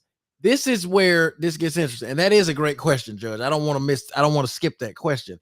The issue with Zuckerberg, or the issue with the reason he's doing this shit now, Ms. Dana, is because he wants to make himself a friend of Trump. So now, well, let me make sure this is a political move. That's why I asked Judge the question the way I asked it, because I know this is political. This is political. Yeah, damn straight it is. Right. This is political fucking theater. Mark Zuckerberg says, okay, well, shit. Now the jig is up. So now let me release these emails that show that the Democratic Party did censor us, and we went along with the censoring. To Judge's point, Trump has less money, and Trump lost money while running for and being the president. The man didn't take a salary for his first administration. He had less money behind him than net worth wise than Zuckerberg did, but yet had the balls to tell the political establishment to go to hell. Zuckerberg had more money than Trump, and while having more money than Trump, he catered and kowtowed and stepped and fetched to the commands of a regime that wanted him to do what he was told. So the issue that we have here is these men ain't real men. They sissies.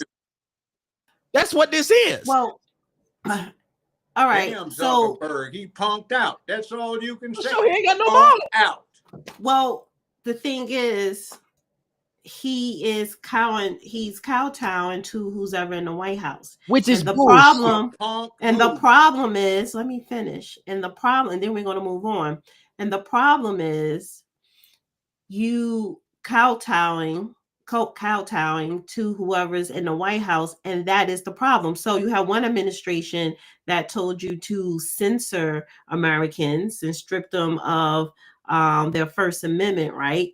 And then now with this administration coming in, you know, you're donating $1 million to his inauguration, and you're spilling all the tea because you want to be in. Now, this is what they do, whether you agree with it or not. This is what billionaires and trillionaires do. However, yes, he may have more money, but a lot of times it's not about the money. It is about power, and power trumps money. Now, Trump, we've been let talking me finish, Judge. You got to let me finish. You have to let me finish. You sat up here and you talked, and I didn't interrupt you. So let me finish and don't interrupt me. Okay. Now, I'm already congested. So what I'm trying to say here is, well, what I'm trying to say here is, I don't think it's a matter of punking out. I get what you're saying. I agree with what y'all are saying, but I'm looking at it from another angle. I'm looking at it where you have these billionaires that create these mega companies, and I'm gonna throw in Elon Musk. Okay. They create these companies, not just a company, but that change our society and revolutionize and advance our technology. When you talk about Facebook, when you talk about these Tesla cars, when you talk about Starlink, and when you talk about Amazon, right? So on one hand, so they have power. So it's not even I think that it is a point to where the Biden administration probably was going to say, well, we'll blackmail you or whatever. But I don't even think it was that. I think part of that he was willing to censor because whoever's in that White House, he's going to cater to them like he's doing now. Elon Musk, he created the electric car. That is so far left because who loves electric cars? The governor of California, where he's trying to mandate all of them to buy electric cars, which would definitely benefit Elon Musk. Now, Elon Musk is pissed with California, which is why he moved to Texas. But my point is, when you have these billionaires, even Bezos, whatever, they are going to cater to whoever's in the White House or to whoever's controlling the federal government to their own specific personal needs and gains. It's all about them. But what I think is, so it's not about, oh, I'm a sissy. It's about how can I gain more power? But we're looking at this from a different perspective, Ms. Dana. See, once you, or at least I am, and I think judges as well. I am too, certainly. What I'm saying is this: when you got a certain level of money in your pocket, this respectfully, where's my censor button? Who's in office? Them. If you got a certain level, all right. If you've ever seen The Gambler, put a 1 in the chat if you've ever seen the movie The Gambler. Right? I'm about to quote this word for word, but y'all got to go. Just go with me on this. This takes about a minute and a half, Judge. You get up. Let's say you get up $2.5 million. Any asshole in the world knows what to do. You get a house with a 25-year roof. You get an indestructible Jap economy shitbox. You put the rest into the system at 35% to pay your taxes, and that's your base. Get me? That's your fortress of fucking solitude. That puts you for the rest of your life at a level of fuck you. Stop saying the F word. Stop.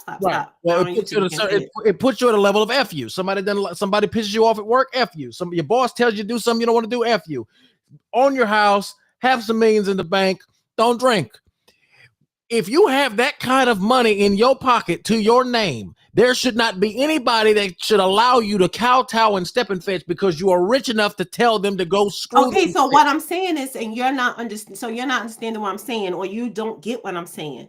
It's not you keep going back to money. These are already billionaires when Obama was in office. It's not about money. Do you think Elon Musk, Jeff Bezos, a person get to a certain, it's not about the money. It's about being a punk. It is about, no, it's not about that. It is about how more access can I gain to get and control what I want? So let me finish. Don't interrupt me right now. Let me push back a little bit with you, Julio, because I'm saying, I understand what you are saying, but yes, ma'am.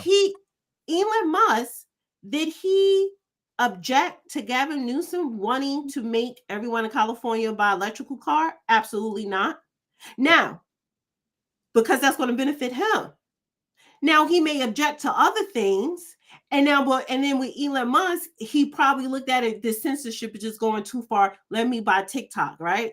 Okay. Which made him even way more popular. Now, probably a whole lot more of the people who hate him. But when you're talking about access and when you're talking about power, Elon Musk right now is probably, if not but one of the most powerful men in the world, because it's about him. How does all of this benefit him? Yes, I could do something that is going to benefit and help the American society, the Americans, right? And help them with their constitutional freedom of speech and freedom of press. But at the same time, I'm gaining all this other access and I'm becoming more wealthier, right? Which, put that to the side, because that money is going to what he has to do to get to Mars and everywhere else. Yes, he's gaining more access. He's gaining more positions of power. So when it's time for him to continue to find our way to get to Mars or to colonize Mars, whatever, that red tape is going to be non-existent in Elon Musk's world. So it is about what the fuck they want. And what they want is whatever entity, whatever imagination that they have, whatever thing. Money is not on the table. It's everything else that's so much bigger and better than money. No, but let me say this. Go ahead. Bezos, whatever the hell. He wants to go to outer space, probably create a luxury resort up in outer space. He want to take his ass up to outer space. The same thing with him. Everyone wants to sit at the table with Trump because Trump won what fit their needs.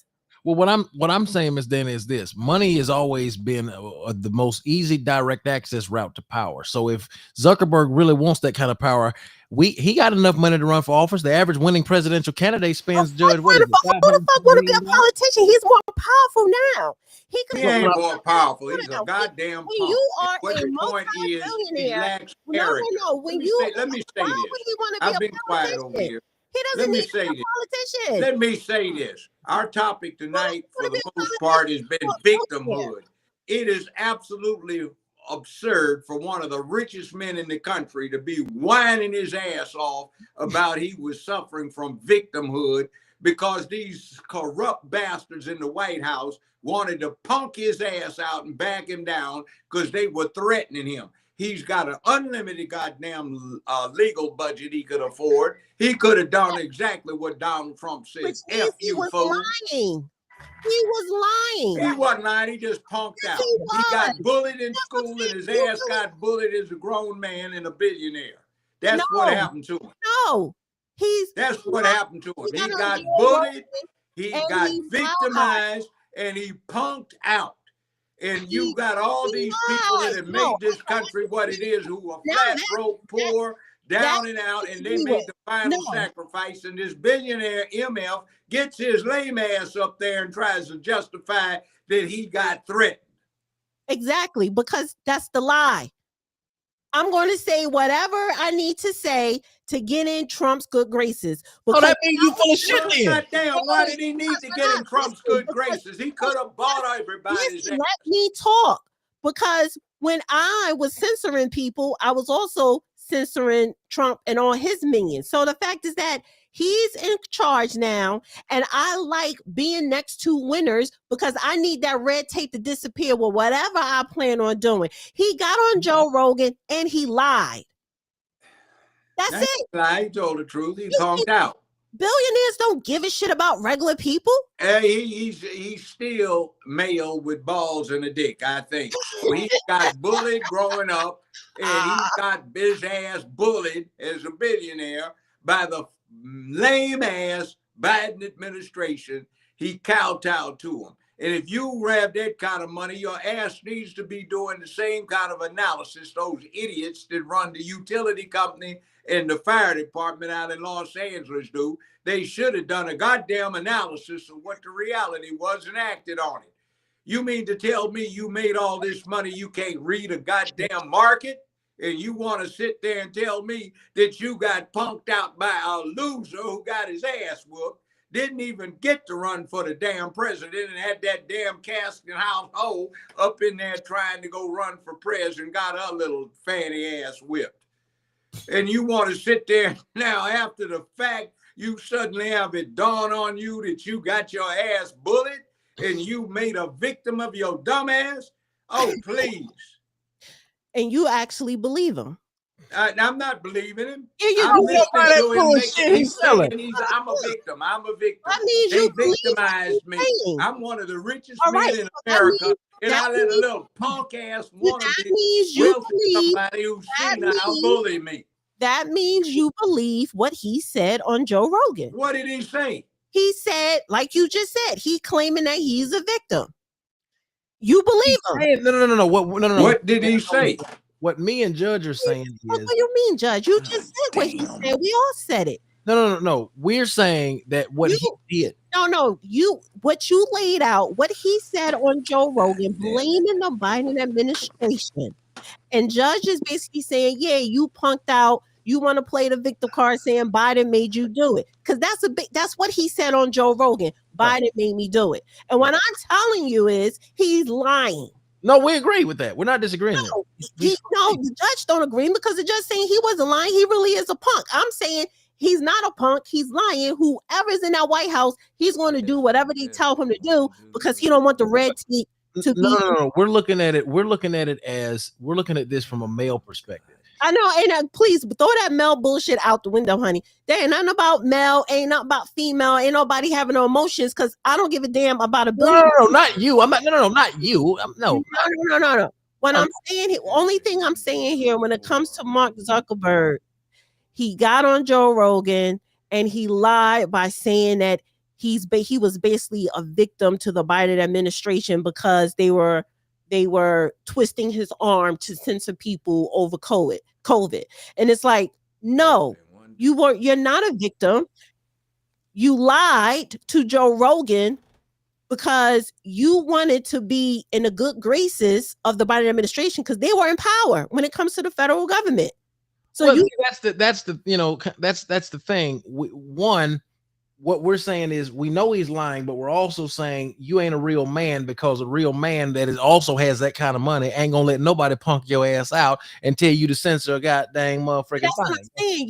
You're saying it's about punking. Absolutely. And what I'm saying here is a lot of times people will pretend to be whatever they need to be to get what they want. But do we respect people that pretend or do we respect people that's real? Billionaires like that don't give a fuck if you respect them or not. Honestly, there are a lot of people in this chat right now that totally disagree with me. I don't give a goddamn what they say. You think I give a fuck about what they're typing? Absolutely not. Did you just tell me stop using the F word? Stop cussing. Okay, we pass it to I use it because I'm used to YouTube, but I don't talk about their respect. Well, this is true. I mean, I can understand that. You get what I'm saying? I look at these billionaires. First of all, they first of all, they can't be trusted. Their agenda is them. So I understand that part. Yes, ma'am. But I'm seeing he got on Joe Rogan and he lied and he called, let me be a chatty patty and play the victim so I could kowtow to this administration to continue on to gain access. I hear you. I understand that. I would say that might be true, except I have grown up, been a man a long time. I know a lot of men. I know personally some billionaires and a whole lot of people that are involved in the in and out of this. They range from punk to strong men.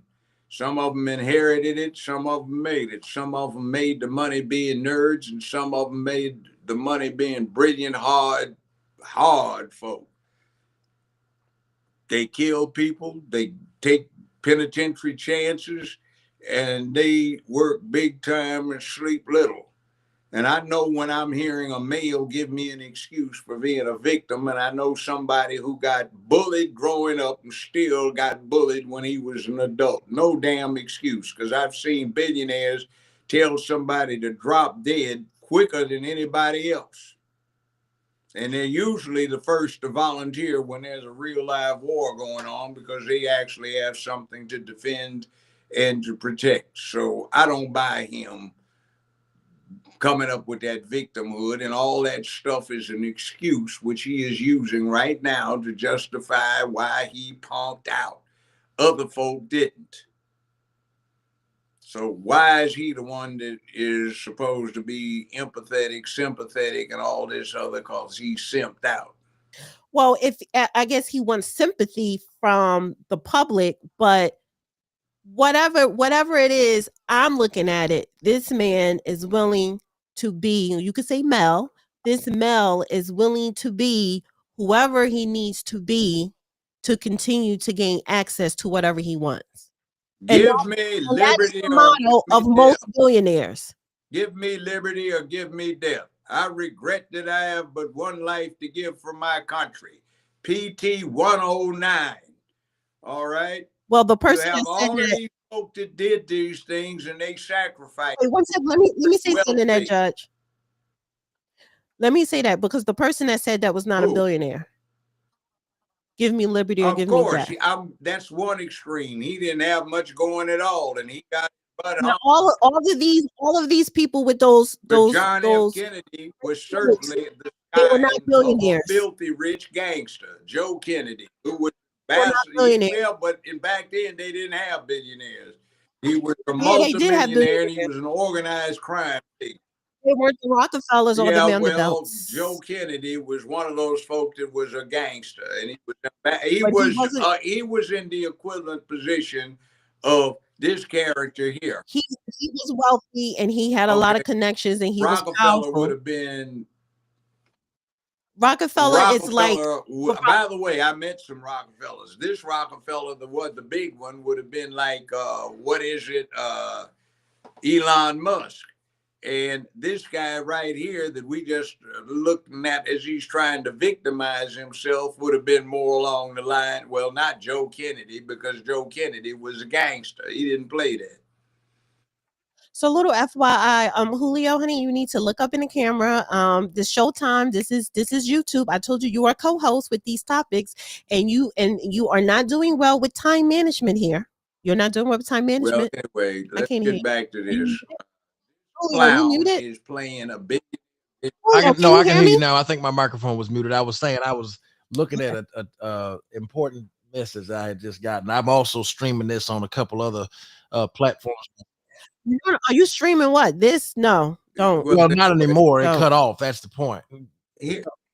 Yeah, but do me a favor. Take it down. I already have. And no, I mean don't have it up where people could go back and look at it. Here's the thing. Wait 1 second, Judge. Are you able to do that? Give me 20 seconds. Well, yeah, do it. And when the show is over, I'll explain to you why, whatever. But because we have to go on to the next topic. Let's go on to the next topic. Look, I look at this way. This like Facebook, a bunch of damn idiots. They kowtow too. I've never posted anything on Facebook. I just had the account so I could look at stuff people sent me. All right. Links. I had the maximum number of, what do they call them? Friends, not followers, but friends. They banned me for life, not for anything that I'd posted on Facebook, but for what I'd posted on X. Not even the same damn venue. What the hell is that? Is this the United States of America, or is this Nazi Germany, or is it England? You know, did you see that thing which we knew need to talk about? They gave somebody probation for raping a 9-year-old. They gave somebody probation. No, we're not going to talk about that now. I don't know why you say that. No, we're not. We're not talking about that. We're moving on. Let us do this because it's on topic. We're not talking about that. You know why? We're not talking. Okay, the R word. They gave somebody. Let's move on. I want to move on. Gotta move on. Gotta move on. Gotta move on. Great Britain is giving people 11-month, 9-month, 8 Yes, Judge. Let's move on. Let's move on. That's where we're going, and that's what this clown was. Let's move on. I don't care. We're moving on to the inauguration security. That Secret Service. What's that got to do with us? But anyway, let's talk about it. Because that's the topic, and that's what we're about to talk about. So, and Julio will be leading this topic, but I want to show these clips right here. So DC police, they had a press conference talking about, what they're going to do to make sure that President Trump inauguration can run smoothly, and as far as security being beefed up. Our entire police department will be activated for the presidential inauguration. In addition, we'll be reinforced with nearly 4,000 officers from across the United States who were generous enough to raise their hands and commit their time to assist the Metropolitan Police Department. Those additional resources will be deployed to manage traffic, secure dignitary routes, and ensure public safety in our city. I'd like to pause and thank those officers who are coming to our city, taking time away from their families to ensure the safety and security of this event. Their commitment to our country, to this city, and their law enforcement partners are admirable. They deserve praise from us all. Also, our entire police department. And this is the second one. What's different is we are in a higher threat environment. What is the difference in comparison to the last inauguration or previous inauguration? Last inauguration? Yeah. I would say we have a slightly more robust security plan. We've been planning for this event for 12 months, along with our partners. It's an ever-changing threat environment, and so we stay flexible. If we see that, hey, we need to shore this particular checkpoint up, we do that. So what's different? We've learned. This is our 5th NSSE this year in the Washington field office. We've done 83 NSSEs. Each one we take a look at, and if there's areas where we need to improve, we do it. But what I can tell you is that we are 100% confident in the plan that we have put in place for this inauguration, that the public and our protectees will be safe. So I would say what's different is we are in a high. All right, go ahead, Julio.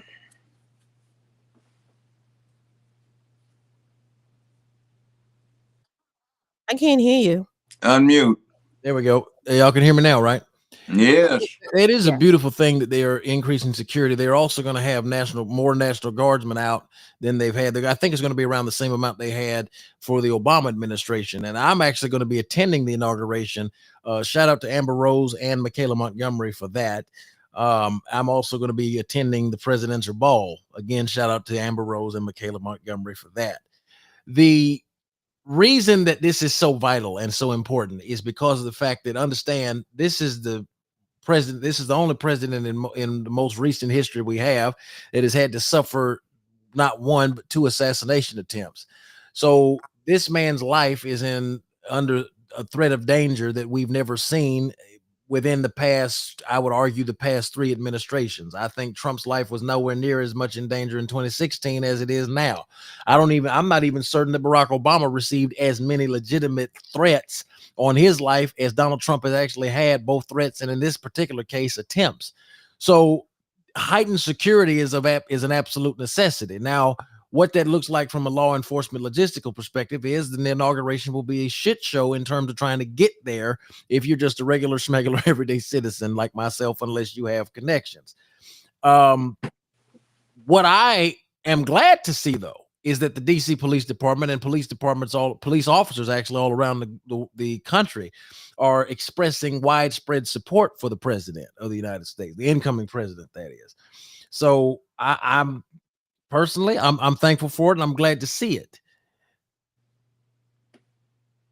This whole thing reminds me of exactly what Governor Newsom was saying out there in California some months ago about it's all right, everything's in hand. And considering the track record of the DC police and what runs DC, and the mayor of DC being well, anyway, I think he's not in capable hands. And I have a sneaking suspicion that a lot of the cops who are volunteering to come across the country just want to be there.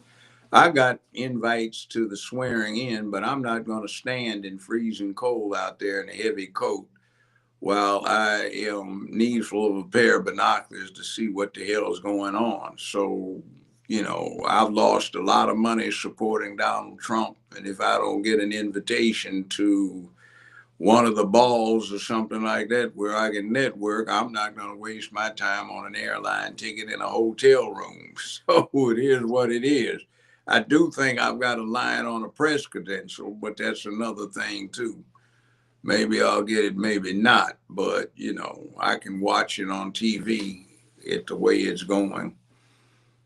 Well, if there's anything I can do to help you with that, I will. Well, you know, I mean. Well, let me just put this in for context, because these people that are going to the Liberty, the Commander-in-Chief, and the Starlight Ball, these tickets, and I know the Starlight on the minimum was $10,000 a ticket. So these are the big time players, the billionaires, trillionaires, and multi-millionaires, and people from all over the world. Those are the people that are going to be in these rooms. So if they even buy 4 tickets, and if you know someone and they may throw you a ticket, that's great. But these are, and I understand that. Listen, if you paying that kind of money, you know, you pay to play, and that's what it is. So these are not cheap tickets. Yeah, I know, but these guys sit at home in their offices or in their mansions and they wrote checks. There are some people, like down there in Georgia, that stomped all over the state for weeks and went out on a limb. There are people all over the country, grassroots. See, Trump didn't have the greatest organization going, but he had one hell of a thing about grassroots. It's like down in Georgia, the people that were taking me around the state, I spent a whole week there, hours a day, 10, 14 hours a day campaigning. I didn't mind. That was my pleasure to do it. But like some of the people that were taking me around, they weren't getting paid. They did it on their own. One thing is an example of what they did in Georgia that was grassroots. They got all these stickies, like stick-ons, and they paid for them, not by any Trump headquarters or finance. The people paid for them, and what they said was, Trump, no tax on tips. And every time somebody got a tab at a restaurant, they'd stick that on the bill. Trump, no tax on tips. Made a hell of an impression. See, Trump was beneficiary of not an astute organization, but one hell of a grassroots movement. Those were the people of the United States that came out. And if the only thing that is going to be happening for all of those grassroots people is to be stuck out in the freezing cold, which, according to the weather prognostications, it's not even going to hit freezing on the evening in question. So if they're willing to stand out there, some of them need to be vetted and invited in to where they have the warm thing, so proper appreciation can be shown to them. Well, this is the inauguration schedule. It came out today. So you have Saturday, the 18th. It says President reception, fireworks display will take place at Trump National Golf Club in Virginia on the 19th. Let's see if I can make this bigger. On the 19th, will include a wreath laying ceremony at the Tomb of the Unknown Soldier at Arlington Cemetery, Trump's MAGA victory rally at Capital One Arena in Washington, and candlelight dinner. Monday, January 20th, Inauguration Day. It will start at St. John's Church, followed by tea at the White House. Trump and Vice President J.D. Vance are scheduled to be sworn in at noon, followed by the official farewell of President Joe Biden and Vice President Kamala Harris. Trump would then head to the president's room near the Senate chambers, where it's traditional to sign nominations.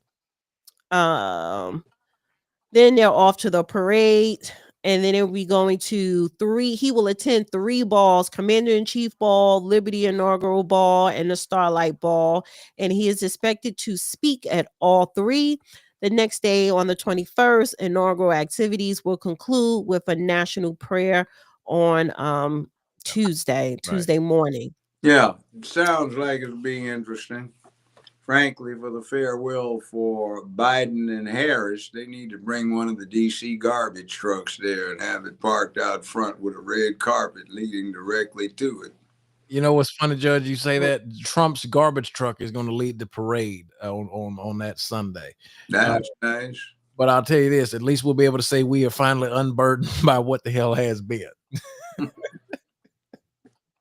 That's a good one.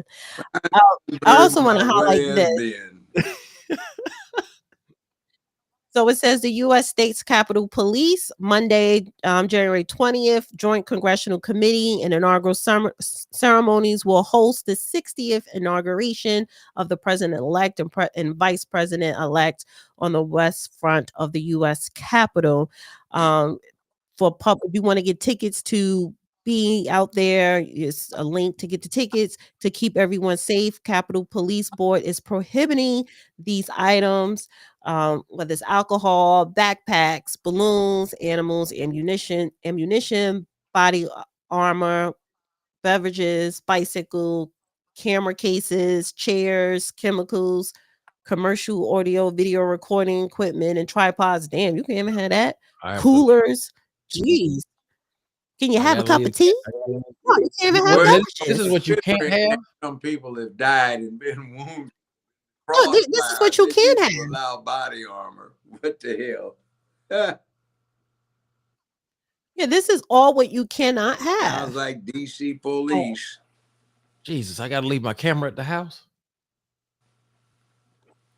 So duffel bags, firearm, flammable liquids, glass, thermal, metal container, handcuffs, zip ties, flex cuffs. Well, damn. Illegal substances, including marijuana, knives, blades, laptops, tablets, iPads, laser lights, laser pointers. Yeah, mace, pepper spray, noise makers, poles, bat sticks, clubs, range finders, packages, strollers, scooters. So if you can't bring, I wouldn't bring kids if you can't have strollers. Toy guns, umbrellas, weapons of any kind, umbrellas, slingshots. And it's likely to snow. Come on now. Other items that may pose a threat to the security of the event at the discretion of the security screener. So you can't bring nothing but your coat, gloves, and a hat. How about your cell phone? Let's see. I didn't hear that. You can have your cell phone, but you just can't have a tripod and you can't videotape. We can't videotape the inauguration? No, because it did say here.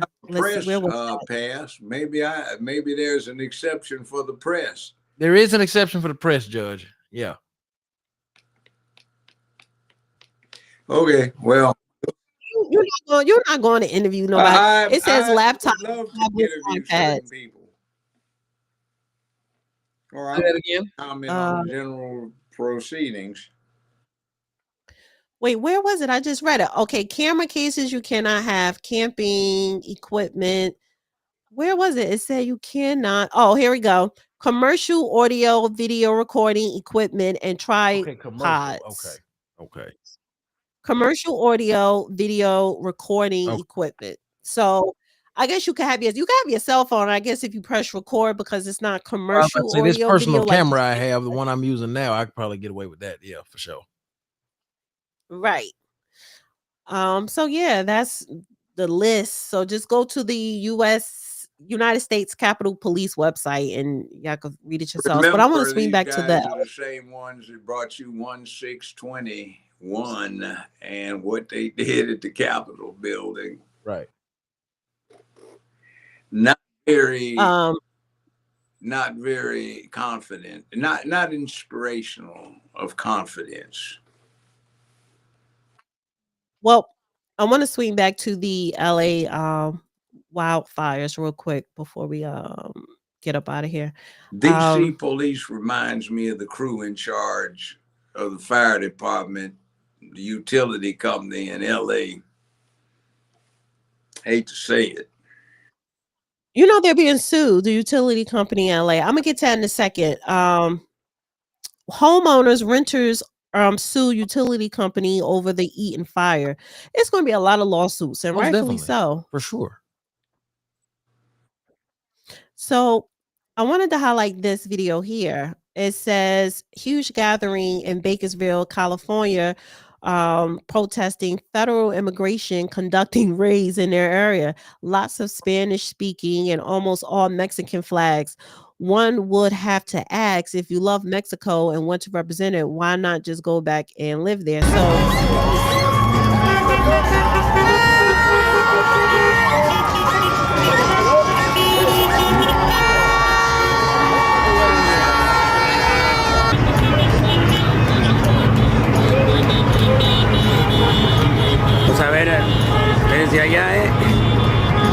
Gracias, gracias.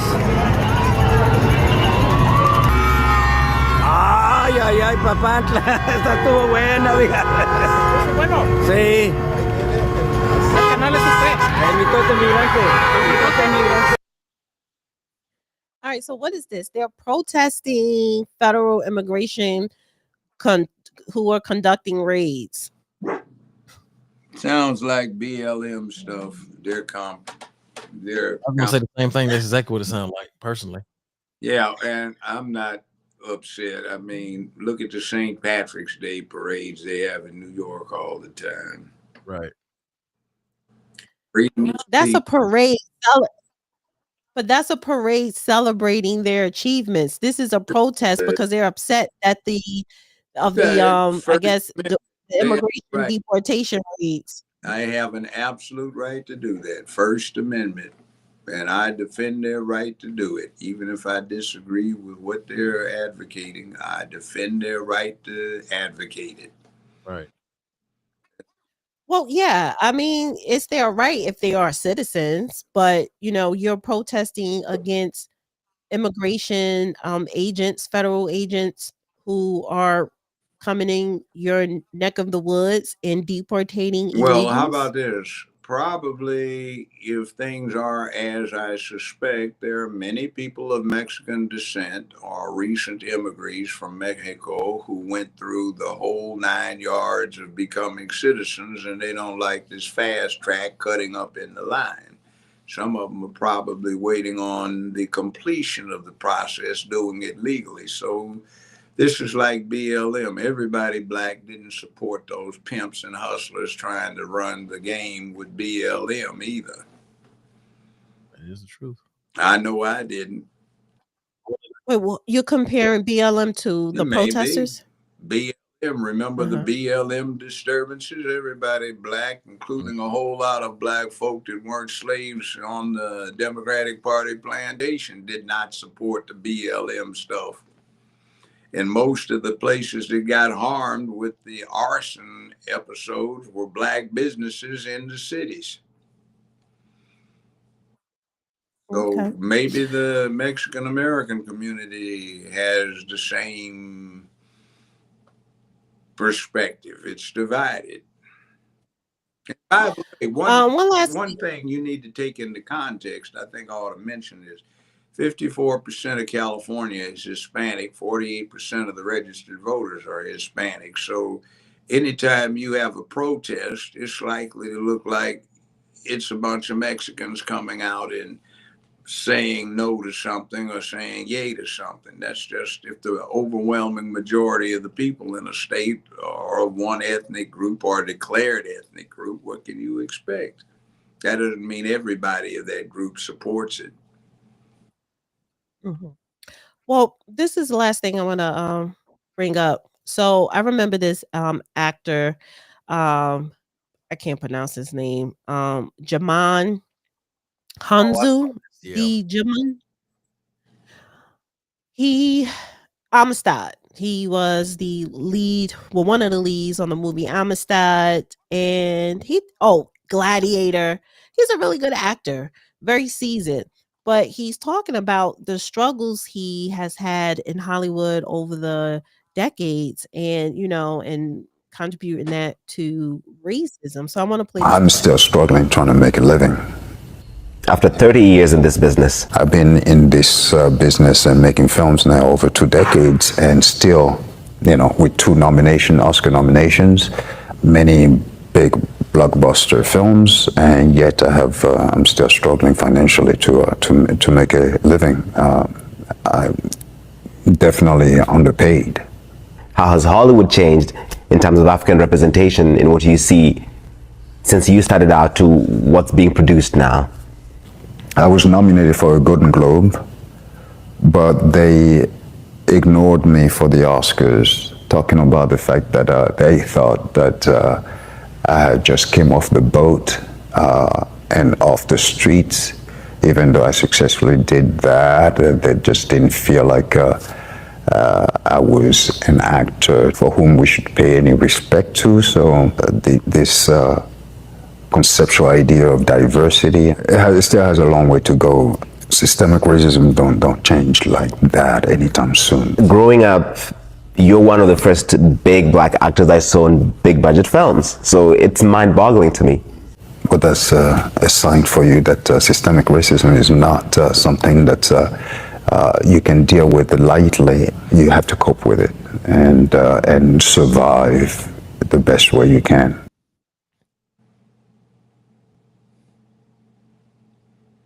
From personal experience, So, I'd say Hollywood is probably the most racist place I've ever worked in my going on 80 years of life.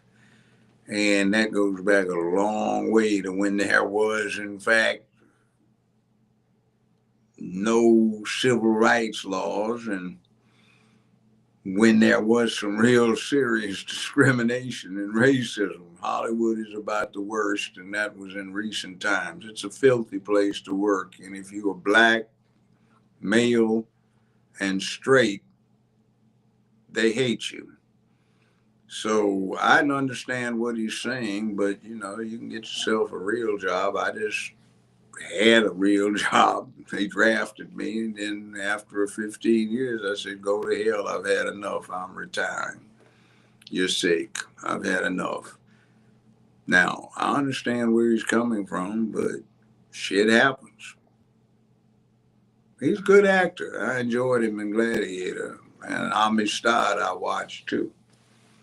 So I want to ask, why do you think that there is so much racism, particularly in Hollywood, even though it is controlled by Jewish people? Rainbow. They brag about 8 or 9 out of every 10 people you see anywhere in Hollywood are rainbow cultists. And they hate straight black men because black men represent physical masculinity, even if not so when it comes to character. So that's very threatening to them. And they want these images, these things that make them go, uh-oh, men can be dangerous creatures. They want all of that removed because it makes them feel very ill at ease and very uncomfortable. Can you hear me? I hear you. Hollywood and systemic racism, what does that look like? Well, let's put it this way. When I was doing it the last 5 years, I beat Oprah Winfrey damn near every week of the year in ratings. I beat Dr. Phil, the only person that was tied or above me. There were 2 syndicated shows, Wheel of Fortune, Judge Judy, Judge Joe Brown. We kind of alternated, and Judge Judy and I were in the same unit, special CBS unit under a guy named Roger King with Oprah and Phil. Oprah's the superstar. Phil's still on. Judy is supposed to be this. You never hear about me, but I was beating them in ratings. And every time I beat Judy, CBS would avail themselves of an offered change in the rating schedule so that she could stay ahead. But you never heard about me because I'm a straight black male, or black man. So that was an anathema. Some people that are straight, black, and male, they make so much money that they have to, for Hollywood, that they have to accommodate them, even though those folk refuse to hang with Hollywood. It's a dangerous place to hang out because it's sick, it's perverted, and all of the loathsome stuff you have heard about Hollywood is effectively true. They're freaks, and they like to get their freak on. Maybe want to party and you got to tell them no. Mm-hmm. First, it's been 27 years ago now, but when I went to the first few parties, I wasn't a young guy. I was in my 50s, and I just said, oh, hell no. I said, this is some sick stuff. I'm not going back to one of these things. I said, maybe it was just a freak. So I went to 2 more, and I just said, no. So I didn't hang out with them, and the only thing I'd go to were studio parties where they really wanted you to go. And they couldn't get too freak at those. And he's talking about this. Hell, I got nominated for 3 Emmys. Well, Eddie Griffin, he's a comedian slash actor. I guess he has a podcast, and he was quoted saying, "You're burning up evidence, sons of bees." Eddie Griffin speaks on the rumor that LA fires were used to cover up the pedo trail in Hollywood and calls out State Farm from canceling fire protection policies before the fires started. I don't buy that because there are easier ways, more efficient ways of accomplishing what he's talking about. Yeah, I didn't. All That's why I'm not somebody even has to playing. do is die, and you got a first-degree murder case with a death penalty staring you in the face. And that's not worth the risk. And there are several people that have died. So, Yeah, I don't. His explanation, and I get it that he's saying that that town is crazy with that type of reputation, but I don't think that's the reason for that granted, fire. it's a town with a long history of violence and organized crime. And by the way, some of the people that used to live there are interesting. Bat Masterson, Wide Earp, the Wide Earp, the old West gunslingers. Interestingly enough, both of them wound up newspaper reporters. Wide Earp allegedly died at his typewriter in the midst of typing up an article of a heart attack. Well, I will say this, maybe that is why, I can't how you pronounce his name? Oh, I can't pronounce his name. Save my life.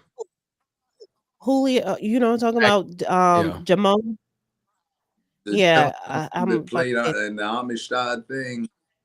yeah, him. Maybe that's why he probably was blackballed because he was not trying to pull his pants down and get Well, what Cat Williams told us last year, it was the year of truth. I don't think Cat Williams is lying. I think it's a whole lot more stuff going to end up being uncovered. That's why I was halfway being funny, but shit, before we won the party, and you got to tell them no. You got to tell them no. Well, what I did is I used my extensive connections, and I got more information on them than they had on me, and some of it they couldn't handle. So I can think of some interesting incidents I won't relate. So they were trying to kowtow me, and I just walked in with to the chief executive CEO and said, "Go to hell, I quit, son of a bitch." Now, meanwhile, before I do something to you and I lay it out, they couldn't deal with it, and they are gone. And I was there for either 14 more years, 13 more years, 12 more years, and it was a game in and out of who had more information on who. And I pulled off a coup on them. I filed an amicus brief, I think it was, back in 1999 on a lawsuit against myself and the studio that was heard by the California Supreme Court. And I think they bought into it. And they put a little few lines in there about if anybody tried to gainsay me, who had ultimate say-so on anything that was broadcast or done, I had full contempt powers, and the people would be liable to jail and civil penalties. So every time they'd get nasty, I'd just send over a few of those pages and say, take a look. Now, F with me. And then the other thing was, at some point I got to this stage where I could say, screw everybody up in here. Ain't none of you high enough on the food chain to fire me. You got to a position of FU. That's what it was. Yeah, so, and I didn't get fired. I quit. They just about something. I said, I'm not buying it. So anyway, ciao. You stole enough money. Unfortunately, the lawyer I had looking in on it, I got refunded all of the retainers because he disappeared. Nobody's seen him for, how long has it been? 11 years. He just disappeared off the face of the earth. His office was looking for him, and people think he's dead. But anyway, here's what it is. Sometimes they play hardball and play to keeps. It's big money involved. All right. And with that, that is the end of the show. But I want to say a big thank you to the real Austin Off Script. Guys, go follow him on TikTok at the real Austin Off Script. You have to give me your banner so I can put it in my community section. So I really appreciate you, Dr. Julio, aka Dr. Julio, coming on today and helping me co-host the show. Because yes, I am very much so congested. So anything you want to say? Thank you for the invitation. One of the greatest, like I said, one of the greatest people I met in my life, one of the best interviews I've ever done, one of the best relationships I've ever been able to make or cultivate is with you and with Judge Joe Brown. I mean, I'm honored to be here, and we can do this again whenever you want. You give me a call, I'm coming. And I want to say thank you to everybody that watched us and liked it and commented on it. And we're gonna do this again. And I'll be in I'm going to the White House. Well, not the White House, but I'm going to DC on the 20th. So I'm looking forward to that. And Judge, I may be calling you to help me run my campaign very shortly. All right. I'm here for you, brother. Don't worry about it. It was my pleasure to meet an upstanding young man who's on the way to the top. I appreciate that. No excuses. Ask yourself what's in the way, plan how to get around it or get through it. And thank you, Walter, for the super chat. Appreciate you. And I couldn't grab the other super chat to put up there, but Jay the Informant says, Dana, Austin, Sir Joe, thoughts on BLM, fake organization, losing 2 mansions in the late fires. Also, good day. And we spoke about that earlier. We basically saying, good. I'm glad all 3 should have burned down, but yeah. I have 4 words to say on that one. Karma is a bitch. You said 3 words or 4? He said 4. But anyway, I guess A is a vowel and a preposition. So 3 words and a letter. Karma is a bitch.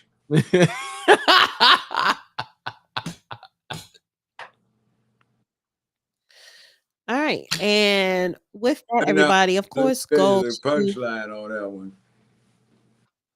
I'm trying to close out. This one, it just occurred to me. She probably gonna get a fool self in trouble by trying to make some fraudulent insurance claims. Probably. Yeah. Everybody, please go to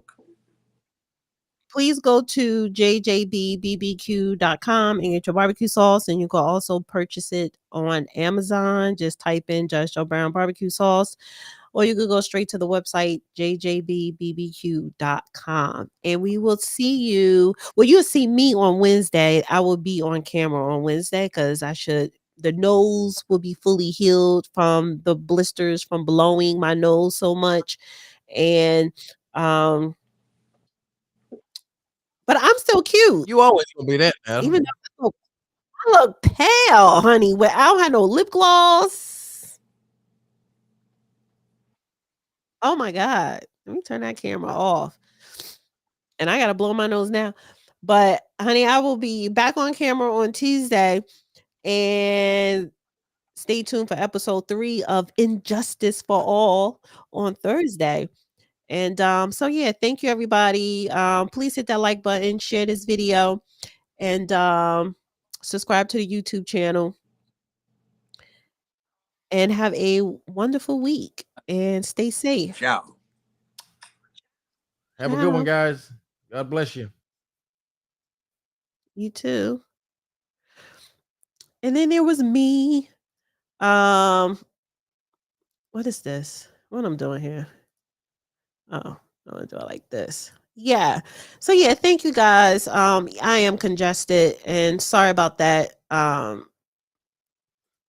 It is what it is. And yeah, Julio had a ball stand up. Thank you, Dr. Julio, again. And as always, thank you, Judge Joe Brown.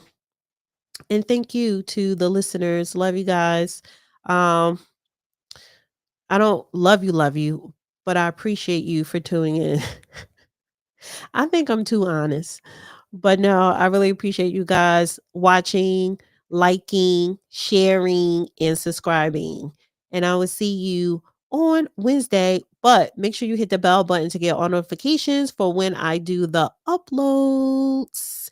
And thank you to one of my favorite persons. And this is for real, Catalia, honey. Yes, I'm so attached to Catalia because she is a great moderator. Yes, I love Catalia. Her I love for sure. For sure.